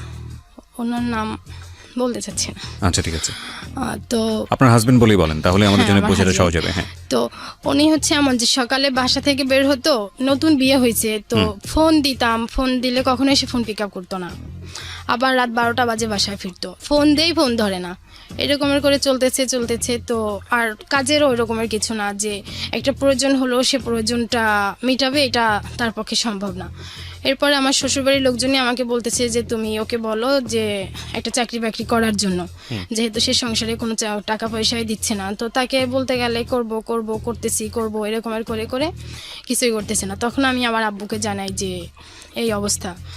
আর আব্বু এর মধ্যে একবার আসে, তো আমাদের বাসায়, আমার শ্বশুর বাসায় হয়তো বাচ্চার টানেও সে পরিবর্তন হতে পারে বা চাকরি বাকরির জন্য কিছু করতে পারে। এরপরে বাচ্চা নেওয়ার চিন্তা করলাম, তো বিয়ের 2 বছর পরে বাচ্চা হলো, কিন্তু তার মধ্যে কোনো পরিবর্তন নাই। সে ওই যে ফোনটা পর্যন্ত ধরে না। একদিন এরকমের হয়েছে যে আমার বেবি পেটে 6 মাসের, তো তাকে বলতেছিলাম যে আমার খুব খারাপ লাগতেছে, আমি একটু মনে হয় ঘুরে আসলে ভালো লাগবে। তো বলতেছে যে ঠিক আছে আসো, আমি বাহিরে আসি তুমি আসো। তো হচ্ছে আমি বলতেছিলাম যে যমুনা ফিউচার পার্কে আমি আসতেছি, তাহলে আপনি ওখানে আসে। সে বলতেছিল যে আমি উত্তরাতে আছি, তুমি ওখানে আসো। তো আমি হচ্ছে রামপুরা পর্যন্ত যখন আসছি তখন ওনাকে ফোন দিছি, তখন থেকে ফোনটা বন্ধ। এরপরে আর ফোনে পাই না, ফোন একবার ঢোকে ধরে না। এরপরে আমি ওখানে গেলাম, কিছু সময় ওয়েট করছি, তাকে আর পাচ্ছি না, ফোনেই পাচ্ছি না টোটালি। পরে আবার ওখান থেকে আমি একা ব্যাক করি। তো আর কি তার মধ্যে তার ফিলিংসটা এরকমের যে আমি যে কে, হয়তো এই মূল্যায়নটাও সে করছে না যে আমি এতবার ফোন দিচ্ছি, দায়িত্ব বলে একটা কথা, যে এতবার ফোন দিচ্ছি তাহলে বিজি ছিলাম, একটু পরে ফোন ব্যাক করে বলি যে এরকমের, এটাও না। তো এরকমের করতে করতে আব্বুকে বললাম যে সে বারবার বলতেছে যে তুমি চলে আসো। তো আমিও যেতে চাচ্ছি না। এরপর তো বাচ্চাটা হয়ে গেল, এখন চিন্তা অন্য রকমের যে যদি আমি এখান থেকে চলে যাই সেক্ষেত্রে তো বাচ্চাটার কষ্ট হবে, আমার মতোই কষ্ট হবে, ওকে ফেস করতে হবে, তাহলে আমি যাব না। তো এর অবস্থা এতটাই খারাপ যে না যেও উপায় নাই আর কি, আমার একটা কিছু করতে হবে। তখন আমি চিন্তা করলাম যে আমি চাকরি করি। আমার শ্বশুর শাশুড়ি বলতেছে যে তুমি যদি চাকরি করো তাহলে হয়তো ওর পরিবর্তন হতে পারে। তখন আমার বাচ্চার বয়স 1.5 বছর। তো আমি একটা হচ্ছে চাকরি তো বললেই পাওয়া যায় না, অ্যাভেলেবেল চাকরি হয় না। সেই ক্ষেত্রে আমার আর কি এই যে বিয়েটা আর কি ছেলেদের উপরে ঘৃণা থেকে আমি চাচ্ছি যে আর কোনো মেয়ের বিয়ে না হোক। যেমন আমার একটা খালাতো বোনের বিয়ে দিতে আপনি চাকরি জায়গা থেকে হঠাৎ করে অন্য জায়গায় চলে যাচ্ছেন কেন? ওই আর কি ওই খালাতো বোনের কথা বলতে গিয়ে যে একটা খালাতো বোনের বিয়ে দিবে, তো আমি চাচ্ছি ওর বিয়ে না হোক, সেক্ষেত্রে ওকে আমি ঢাকায় নিয়ে আসছি আমার উদ্যোগে। হ্যাঁ, সেটা তো অনেক পরের প্রসঙ্গ। আপনি চাকরি থেকে ট্রায়ের জায়গা থেকে হঠাৎ করে ওকেই আর কি চাকরির জন্য ও এসে ওকে একটা চাকরি দিয়েছি, পরে ওকেই বলছি যে আমাকে একটা চাকরি আর কি দেখ পারো কিনা। পরে ও আমাকে একটা গার্মেন্টসের কথা বলে যে ওইখানে তোমাকে গেলে স্টোরে কাজ করতে করতে পারবা আমাদের বেসিক্যালি পরিচিত। বিষয়টা হচ্ছে যে আপনি খালাতো বোনকে কোনো এক সময় ঢাকায় নিয়ে এসেছিলেন কোনো একটা এটা কাজের আমার ব্যবস্থা বিয়ের করার পরে জন্য, আর কি। বিয়ের আমি পরে, যখন এই বিয়ের এবং এটা- তারপরে আপনি তার কাছে হেল্প চেয়েছেন যে কোথাও আপনাকে কাজের ব্যবস্থা করে পরে দিতে পারি ওইখানে কিনা। হচ্ছে আমি 15 দিনের মতো কাজ করি, করার পরে এদিকে বাচ্চাটাও দেড় বছর বয়সে অসুস্থ হয়ে যাচ্ছে, আমাকে খুব মিস করে। সেই ক্ষেত্রে হচ্ছে আমি ওখান থেকে আর কি সবাই বলতেছে যে ওকে আর কি, আমার হাজবেন্ডকে খুব চাপ দিতেছে যে তুমি একটা কিছু করো তাহলে ও ব্যাক করবে। তো আমার শ্বশুরবাড়ির লোকজন কি করলো, আমাদেরকে আলাদা করে দিল, যে আলাদা করলে হয়তো ওর উপরে একটু প্রেশার পড়লে ও কাজ করবে। তো সে একটা চাকরি নিল, নেওয়ার পরে 3 মাস ওই চাকরিটা করলো। শ্বশুর শাশুড়ি সবার ননদ সবার মুখে একটাই কথা, যে বাবা বাড়ি থেকে তো আমি কিছুই নিয়ে আসতে পারি না, আরও আমার বাবা 5 লক্ষ টাকা তাদের কাছ থেকে নিছে, আর সেই টাকাটা হচ্ছে আমার শ্বশুর এবং শাশুড়ির দুইজনের জমি বিক্রি করে, শ্বশুরের 10 কাঠা আর শাশুড়ির 10 কাঠা জমি বিক্রি করে তারপর তাদেরকে টাকাটা দিয়েছে। তো বাবা কিছুই দেয় না, এরকমের স্বামী, তো স্বামীকে আমি কিছু বলি না, এরকমের বলে পরে আবার আমি চাকরি একাই আর কি বাসা, আমি আমার মার ওখানে যাই, যে ওখান থেকে আসি, এসে একা একা আবার চাকরিতে জয়েন করি। আমার একটা বোনকে নিয়ে আসি, নিয়ে এসে যে আমার বাচ্চাটাও রাখবে, আমি চাকরি করব, আর আমার হাজব্যান্ড আছে থাকুক, সম্পর্ক যেভাবে আছে থাকুক, আমি আলাদা থাকি ও আলাদা থাকুক। এরপরে আবার চাকরি নেই, চাকরি নেওয়ার পর ওইখানে বেশ কিছুদিন করি। এরপরে আব্বুকে টাকা পয়সার কথা বললে সে তো আর দিবেই না টাকা, যে তুমি ওখান থেকে চলে আসো। তার একই কথা যে বিয়ে দেওয়ার পরে এমনি খুশি হয়ে দিতে পারে, কিন্তু সবসময় তো বলাও যায় না, আর সে দিতেও না ওই রকমের করে। এরপরে চাকরি ওখানে নেই, পরে হঠাৎ করে আব্বু বলতেছে যে তুমি পাসপোর্ট করে ফেলো, যত তাড়াতাড়ি সম্ভব তোমাকে নিয়ে যাব। এরপরে পাসপোর্ট করি, তখন চাকরিতেই ছিলাম। এরপরে হঠাৎ করে বলতেছে, এরপরে ডিএনএ টেস্টের জন্য ডাকলো, যখন ডিএনএ টেস্ট হলো তখন হবে আর কি, তখন আমি চাকরিটা ছেড়ে দিই। ডিএনএ টেস্ট বলতে? ডিএনএ টেস্ট বলতে ওখান থেকে আর কি আব্বুর মেয়ে কিনা সেটা ওইটার জানার জন্য? জন্য, এটা হচ্ছে ওই এম্বাসি থেকে আর ইমিগ্রেশন থেকে আর কি, আমেরিকান ইমিগ্রেশন থেকে বাংলাদেশ এম্বাসিতে পাঠাইছে ডিএনএ টেস্টের জন্য। এটা আব্বুর কথা, ওকে যে ডিএনএ টেস্টের পরে হয়তো বেশি সময় লাগবে না, তো এটা চিন্তা করে আমি চাকরিটা ছেড়ে দেই, ওকে যে এখন তো আর বেশি দিন সময় লাগবে না, যে করে হোক যে কয়দিন থাকি কষ্ট করে বাংলাদেশ আর কি চাকরিটা একটি ছাড়াই থাকি। তো এরপর আবার আমার শ্বশুর শাশুড়ির সাথে এক হই। আচ্ছা, এক হওয়ার পরে এরপরে এখন এদের তো চাপ খুব, যে কেন তোমার বাবা নিতেছে না, কেন নিতেছে না, আমাদের টাকাগুলো ব্যাক করতে দাও, ব্যাক করে দিতে বলো তোমার বাবাকে, আমরা অন্য কিছু করব, আমাদের আমেরিকা যাওয়ার দরকার নেই। এখন তাদের খুব নেগেটিভ চিন্তা আব্বুর উপরে, যে আমাকে তারা বিক্রি করে দিয়েছে। এই কথা তারা বলে যে তোমাকে তোমার বাবা বিক্রি করে দিয়েছে, তোমার মার সাথে তোমার বাবার সম্পর্ক আগেই নষ্ট হয়ে গেছে, তাহলে তোমার মামারা কেন আমাদের থেকে টাকাগুলো নিল, সবাই প্ল্যান করে তোমাকে বিক্রি করে দিয়েছে। যদি এরকম একটা হইতো তাহলে তোমার মামারা বাবা কেউ কিছু হলেও তোমার বিয়েতে দিত। এক কথা আমার বিয়েতে কারো পক্ষ থেকে কোনো কিছুই আসে নাই, শুধু মেয়ে হিসেবেই তারা নিয়ে আসছে আমাকে। ওকে। তো এরপরে কিছুদিন আগে যে এই বছরের শুরুতে আব্বু আসছে, এসে আসার পরে আমি আব্বুকে বলতেছি যে আমি একবারেই চলে আসতে চাচ্ছি।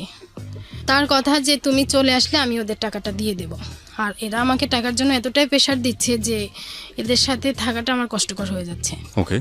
তো সেই ক্ষেত্রে আমি বলতেছি যে তাহলে আমি একবারেই চলে আসি, আপনি এদের টাকাটা দিয়ে দেন। বলতেছে ঠিক আছে তুমি চলে আসো। তো আমি হচ্ছে এখান থেকে আমার মামাকে করে গেলাম, কারণ আমার হাজব্যান্ডের ওরকমের ছিল না যে সে এতটাই আর কি বেকার, তো বেকার, তারপরেও বর্তমান যুগে বেকার হলেও কিছুটা হলে নিজের ফোনের ব্যালেন্স ঢুকানোর মতো তো টাকা থাকে, তার কাছে এটাও থাকে না। তার একটা বাচ্চা যে আর কি অসুস্থ হলে মেডিকেল পর্যন্ত নিয়ে যাবে সেটাও তার পক্ষে সম্ভব না। তো আব্বুকে বলার পরে এরপরে আমি গেলাম আমাদের বাড়িতে। যাওয়ার পরে মোটামুটি তাকে বললাম খুব করে, মামাও বুঝালো যে টাকাগুলো দিয়ে দেন, আর না হয় ওদেরকে যত দ্রুত সম্ভব নিয়ে যান। সে বলছে হবে হবে হবে এরকমের করে। পরে আমি ওখানে থাকবো এই চিন্তা করলাম, আব্বু চলে গেল। তো থাকতেছি বেশ কিছুদিন। এরপর আমার এমএ পরীক্ষা ছিল ফার্স্ট ইয়ারের, ওইটা দিলাম। দেওয়ার পরে আবার যখন আসলাম এখানে আর কি কুষ্টিয়াতে গেলাম, তখন আম্মু আব্বুকে বলতেছে যে এখানে মেয়েকে রাখা যাবে না, যদি রাখো তাহলে আলাদা বাসা করে রাখতে হবে। ওকে। তো ওখানে আবার ছোট একটা বাচ্চা আছে, ও আর আমার ছেলে, তারা খুব আর কি দুষ্টামি মারামারি, এক কথায় মারামারিটাই সারাক্ষণ লেগে থাকতো। ওকে। যেটা নিয়ে আরো সংসারের মধ্যে বেশি ঝামেলা হতো। তো আব্বুকে বলতেছি যে এরকমের ওরা সারাক্ষণ মারামারি করে, তো কি করা যায়? আব্বু বলে ঠিক আছে তাহলে তুমি তোমার বাচ্চাকে ওর বাবা বাড়ি পাঠিয়ে দাও। যখন এই কথা বললো তখন আমার পক্ষে তো আর ওকে ওর বাবা বাড়ি পাঠিয়ে দিয়ে থাকা সম্ভব না। যে ছেলের জন্য হচ্ছে আমি এই পর্যন্ত আর কি, আমার বিয়ে হয়েছে 6 বছর, আমি সবসময় 6 বছর, ওর বয়স 4 বছর, এই 4 বছর চিন্তা করতেছি যে যত কষ্ট হোক আমি ওর জন্য, যাতে ওর বাবা দাদা সবার ভালোবাসাটা পায়, আমার যত কষ্ট হোক আমি এখানেই থাকি। জি। তো যখন এই কথা সে বললো তখন আমি ওখান থেকে চলে আসি আবার। ঢাকাতেই চলে আসি, তাও একাই আসি, আমাকে কেউ নিয়ে আসতে যায় না, একা আসি। একা আসার পরে এখন এখানে থাকতেছি। তাদের কথা যে করেই হোক টাকাটা তোমার বাবার থেকে এনে দাও, আর আমার বাবার কথা হচ্ছে যে না তোমাকে নিয়ে আসবো। কিন্তু আমি এই একটা জিনিস বুঝতে পারতেছি